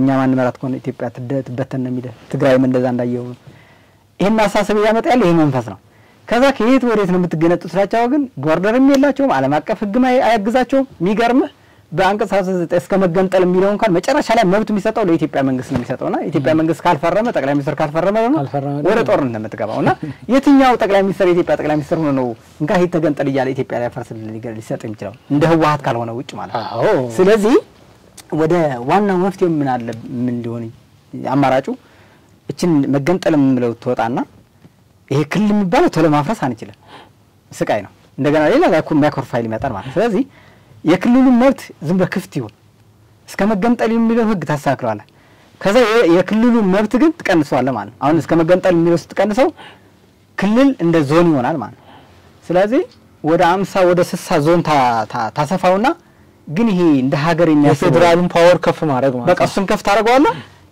የሚያሉበት ፍትህ የሚያገኙበት ልክ እንደ ወረዳ ማለት አሁን 500 ምናምን ወረዳዎች ነው ያሉ በኢትዮጵያ ውስጥና እንግዲህ በወረዳ እንገንጠል የሚል ጥያቄ አይነሳም አንድ ወረዳ ስለዚህ ያ ክልልም እንደዛ ማውረድ በቃ ትርጉም እንደሌለው ማድረግ ይሄ እንደ ሀገር ተደራጅቶ ልዩ ኃይል ምናምን ማደራጀት ይሄ ታጠቀ ፖሊስ ምናምን ልክ የወታደር ያንድ ሀገር የሚግደረደር ኃይል ማደራጀት ምናምን ተቀማውና ግን ክልሉ ግን ሰጠዋለ እንዲያለማ ማለት ነው ከዚህ አንፃር ክልሉ ቢፈቀድላቸው ያ ህገ መንግስቱ ግን መታረም አለበት ይሄ እስከ መገንጠል የሚለው ማለት ነውና ያንን አስተካክለን አዲስ ለውጥ ማምጣት ፓወሩን በፌደራል ሰጥቶ አሁን ለምሳሌ መከላከያም ይሁን ታጣቂ በጠቅላላ ፓወሩን ይወስዳልና እንደገና ህግ ደግሞ እስከ መገንጠል ነው ማሻሻል አለበት እሱን ስታሻሽለው ነው ትውልድ እየቀረጽክ ምታምጣው ከዛ የክልል ጥያቄ ሳነሳ ተራ እንደ ወረዳ ጥያቄ ይሆናል ማለት እንደ ልዩ ዞን ጥያቄ ይሆናል ማለት ከዛ አገርን አደጋ ውስጥ አይገባ ጥሩና በዚህ ደረጃ ቢሆን እኔ እመርጣለሁ እሺ በጣም አመሰግናለሁ ጥሩ ሐሳቦችን ያነሳን ነው ጥያቄዎቻችንን እየጨረስን ነው ጀነራል ታደሰ ወረደ የሚመሩት የትግራይ ጊዜያዊ አስተዳደር በዚህ 2 ቀን ውስጥ ከለቀም በፊት ይመስለኛል መግለጫ አውጥተዋል ማንኛውም አካል የጊዜያዊ አስተዳደሩ የማያውቀውን ግንኙነት ከውጭ ኃይሎች ጋር ማድረግ አይችልም የሚል ሐሳብ አንስተዋል። ያው ኢንዳይሬክትሊ ማን እንደሆነ ይታወቃል። ያው ህዋት ነው ኮኔክሽን ፈጥሮ ያለው ከኤርትራ መንግስት ጋር ማለት ነው። ይሄንን ማለቱ በጀነራል ታደሰ ወረደ መሐልና በደብረጽዮን መሐል ልዩነት አለ እንድንል ያስደፍረናል ወይስ ሐሳቡ ዝም ብሎ ጀስት ለማለት ተፈልጎ የተባለ ነው ብሎ ያስባሉ? ጥሩ እንግዲህ ጀነራል ታደሰ ወረደ እንደ ጊዜው አስተዳደር እንደ መንግስት ካሰብ ነው በህወሓትና በሱ በሚመራው ጊዜው አስተዳደር አሁን በተዋቀረው ልዩነት የለም። ምክንያቱም 100% በካቢኔ ላይ ያሉ 100% ነው ብለ አሁን ከኤርትራ ጋር ግንኙነት እያደረገ ነው ያልከው የደብረጽዮን ግሩፕ የነሱ ግሩፕ ነው አጠቃላይ እንዳለ መዋቅሩ። ባለፈው ስልጣን ሲረከብ 8 ነጥቦች ፈርሞ ነበርና ከ8 ነጥቦች አንዱ ምንድነው ከውጭ ሀገር ግንኙነት የሚያደርጉ ኃይሎች ማስቆም ነው የሚለው አንዱ ፌርማው 8 ነጥብና ግን ያ ግንኙነት እየቀጠለ ነው። ፈርሞ የወሰደው ሰነድ ደግሞ እጁ ላይ አለ እና ያንን እየተጻፈ ነው እጁ ላይ ያለ እየተጻፈ ነው ያየው ነው። በማንም የሚጣሰው ራሱ በሚመራው ካቢኔ ማለት ያ በመንግስትነቱ ማለት እንደ ግለሰብ ከሆነ ታደሰ ወረደ ግን እንደ ግለሰብ ግን ልዩነት ሊኖር ይችላል ከደብረጽዮን ጋር እንደ ግለሰብ ልክ እንደ ጌታቸው ረዳ ጥሎት ይመጣል ማለት ነው። መጨረሻ ላይ ያለው እንደ መንግስትነት ካየው ግን የታደሰ ወረደ መንግስቱ እንዳለ በጀቱ የሚያጸድቀው በጀቱን የሚያስተዳድረው እንዳለ ሁሉ ካቢኔው የደብረጽዮን ያቀረባቸው ካቢኔዎች ናቸው። አጠቃላይ ካቢኔዎቹ ማለት አሁን በካቢኔ ያዋቀራቸው በታደሰ ወረደ ስር ያሉ በሙሉ እንዳለ ኢንቫይት አድርጎ ያስመጣቸው ናቸው። በደብረጽዮን ልዩነት የነበረውን አሳሰብ የነበረው ግን በሙሉ ካቢኔው የጌታቸው ረዳ ነው የነበረው እሱ በሙሉ ወጥቶ መጥቷል። እንኳን ቶና በፖለቲካ በጸጥታ መዋቅር የነበሩ ጀነራሎች የተወሰኑም ወጥቷል። ስለዚህ እንደ መንግስት እንደ ጊዜው አስተዳደር መንግስት ከደብረጽዮን ጋር ያለውን ቲም ምንም ልዩነት የለው መዋቅሩ ሙሉ የሱ ነው ማለት። ስለዚህ ታደሰ ወረደ ብቻው ግን እንደ ሰው ያ ልዩነት ሊኖር ይችላል። እሱ ነው መፈረም ይወስዳል ኃላፊነቱን እሱ ነው ፈርሞ ይወስዳል። ሲጀመር ታደሰ ወረደ ወደ ስልጣን ሲመጣ በደብረጽዮን ቲም አሸናፊነት ነው አመጣጡ ራሱ። ምክንያቱም መጀመሪያ እንደምታስታውሰው ጀነራል ታደሰ ወረደ ይሁን ብለው አቅርበው ነበር። ያን ካቀረበው በኋላ ምንድነው የሆነው በመሃል ላይ እኔን ስለሚመለከተኝ ብሎ ይመስለኛል የፌደራል መንግስት በኢሜል ጥቆማ ስጡ የሚል ለትግራይ ተወላጆች እድል ሰጥተዋል ለሊቱ ማለት ነውና ያንን ሲወጣ ቀጥታ ውሃ ተቃውሞታል። መርጠን ተስማምተን ያስቀመጥነው ሰው በኢሜል መረጡ የሚል አንድ ስምምናቸው አፍራሽ ነው ብሎ ተቃውሟል። ከዛ ጠቅላይ ሚኒስትር ያው እሱ ሸሞላቸው ማለት የትግራይ ኤሊቱ አይደለም እንትን ያሉትና አመጣጡ ራሱ የነሱ አሸናፊነት ነው። የወታደራዊ ክንፍ አለ እሱ የሚመራው ራሱ አሸንፈው እንደሮጤት የሚይዘው ነው የመጡት ማለት ነው። ስለዚህ አመጣጣቸው የነሱ ነው። ካቢኔውም እነሱ የሰጡት በስም ዝርዝር ማለት ሰጥተው የሰጡት ነው ያጸደቀላቸው። እሱ ብቻ አይደለም በነገራችን ላይ በጌታቸው ረዳ ጸጥታ መዋቅር ሲያምሱም የነበሩ መጨረሻ ላይ መፈንቅለ መንግስት ወደሱ ሊያረጉ ሲሉ እግድ የሰጣቸው መጨረሻ ላይ ለሶስቱም እግድ የሰጣቸው እንዳይንቀሳቀሱ ጀነራሎች እነ ጀነራል ምግበይ ፍሳማንጂ የጸጥታ ኃላፊው ምናምን ወዲያው ታደሰ ወረደ ወደ ስልጣን ሲመጣ እነዛ ሰዎች ስልጣናቸው ተመለሰላቸው። ስለዚህ አሸንፈው ያመጡት ሰው ነው። ደብረጽዮን የሚያደርጉትን ግንኙነት ይደግፋል ማለት እንችላለን ወይ ነው ማለት አሁን የመጣንበት ነገሩን ያስረዱኝ እንደሆነ ኦልሞስት አሸንፈው ያመጡት ነው። ኢት ሚንስ ይፈልገዋል አይነት ነው ግንኙነቱን። ኦኬ እሱን እንትን እንበለውና ከስልጣን አንፃር ምን እናየው ይችላል። በነገራችን ላይ ያው ስልጣን ለማግኘት ሁሉም ይራራጣልና ስልጣን ለማግኘት ራሱ የነሱ ፓወር ተጠቅሞ መጥቶ ሊሆን ይችላል። መጨረሻ ላይ ደግሞ እንግዲህ ኃላፊነቱ እሱ ጋር ነው ያለውና አንዱ መረጥ ሊባል ነው። እነሱ ወደ ሻዕቢያ ጋር ሆኖ ጦርነት ወደ ኢትዮጵያ ለመግጠም ሲንቀሳቀሱ ደግሞ ፈርመት ይወድ ደግሞ ለነሱ ለማስቆም ግንኙነት እንዳያደርጉ ማስቆም ነው። የአንድ ሉዓላዊነት ሀገር እንዲያስከብር ነው ዋናው ኃላፊነት የፈርመው ሄደውና ይሄንን እየጣሱ ዝም ብሎ የሚያየው ከሆነ የሱ ስልጣንም አደጋ ውስጥ ይገባል ወይም ማስከበር አለበት ማለት ነው። ካልሆነ ደግሞ ፌደራል መንግስት የሱ ስልጣን ጥያቄ ውስጥ ያስገባዋል በጀትም ሊያቆምለት ይችላል ማለት ነው። ጥሩ ስለዚህ መሀል ላይ ተቀራቀረ ነው። ግን እንደ ጌታቸው ጥሏቸው ይመጣል ወይስ ከነሱ ጋር ይወግናል የሚለው ያን የሚታይ ሆኖ ጊዜው ነው መልስ ሊሰጥ ይችላል።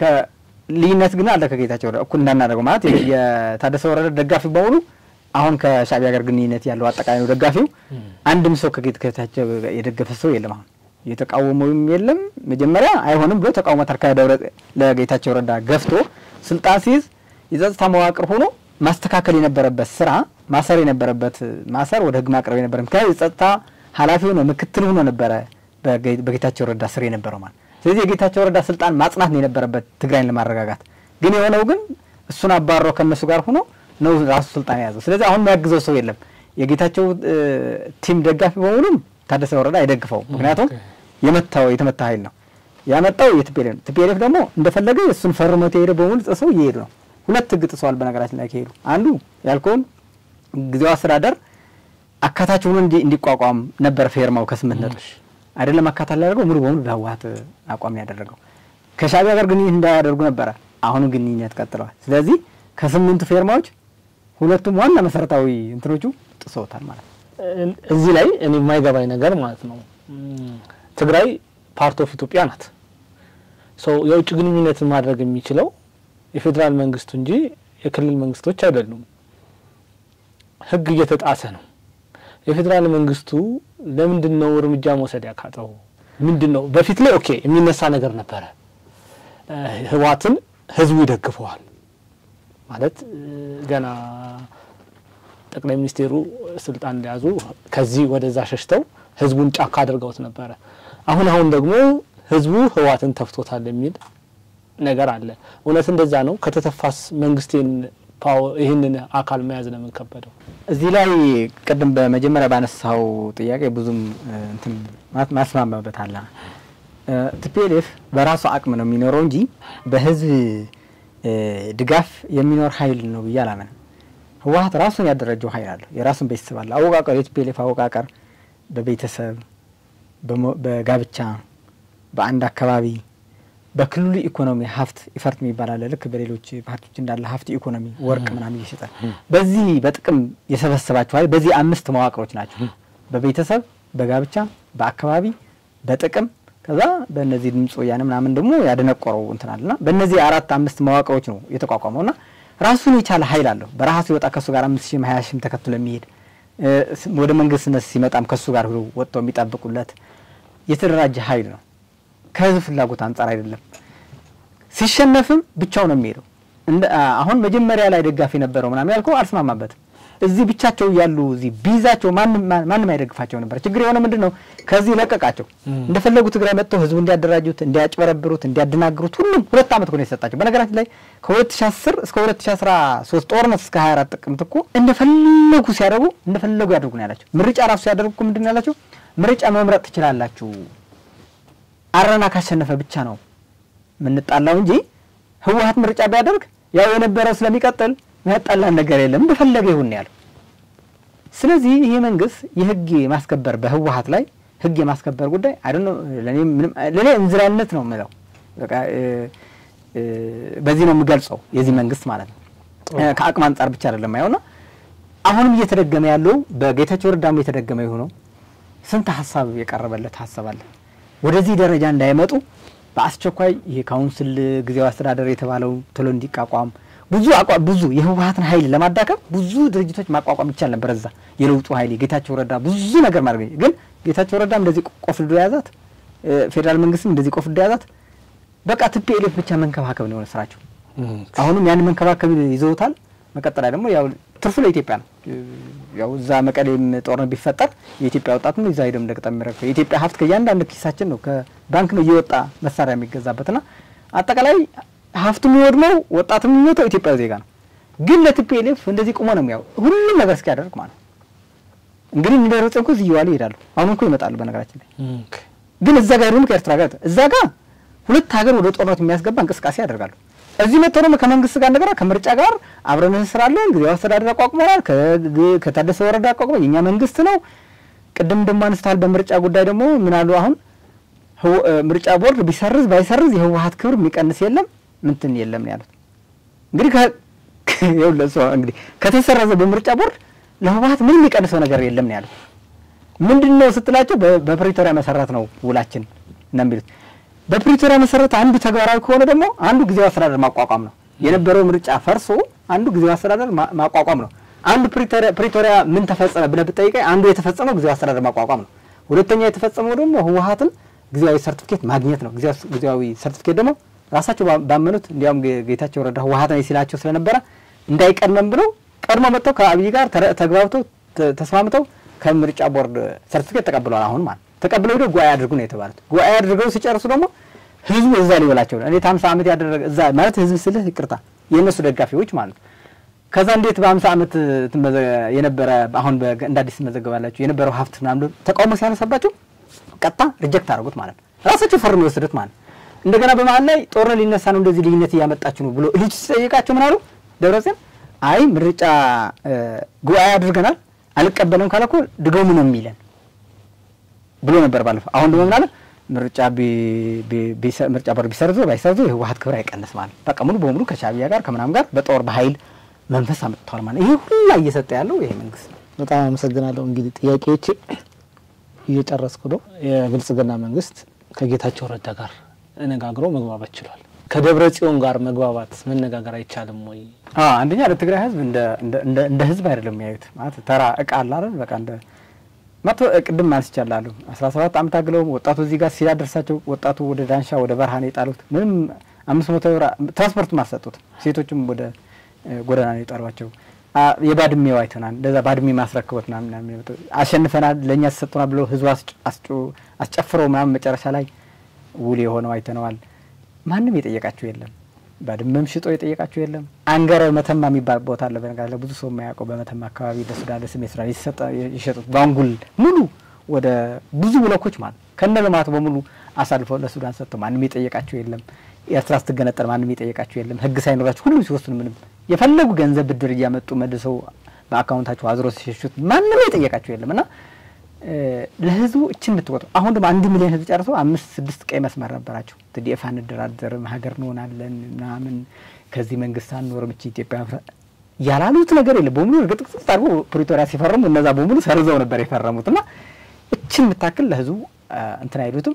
እነሱ ንጉሶች ናቸው አይከሰሱም። ማንንም እንትን አይላቸውምና ከዚህ አንፃር ነው ጌታቸው ረዳ ያለው ላይ እንግዲህ ጌታቸው ረዳ ለራሱም እንደ አዲስ ፓርቲም ለማቋቋም እንትን እንቅስቃሴ እያደረጉ ነው። ግን እኔ የማስበው ምንድነው ሙሉ ይሄ ለውጥ ኃይል አሁን ከጊዜው አስተዳደር የነበረው አብዛኛው ኢትዮጵያዊነት ተቀብለዋል። ኢትዮጵያዊነት መቀበል ብቻ ሳይሆን ወደ ጦርነት የገባንበት ቅድም ያነሳውን ጥያቄ ተቀብለውታል።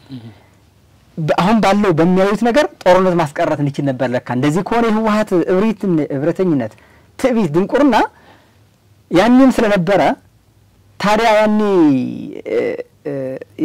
ያ ህልቂት ያመጣውን ትግራይ በሙሉ ራያ ወልቃይት ምናምን በእጃቸው ነበር አይደል?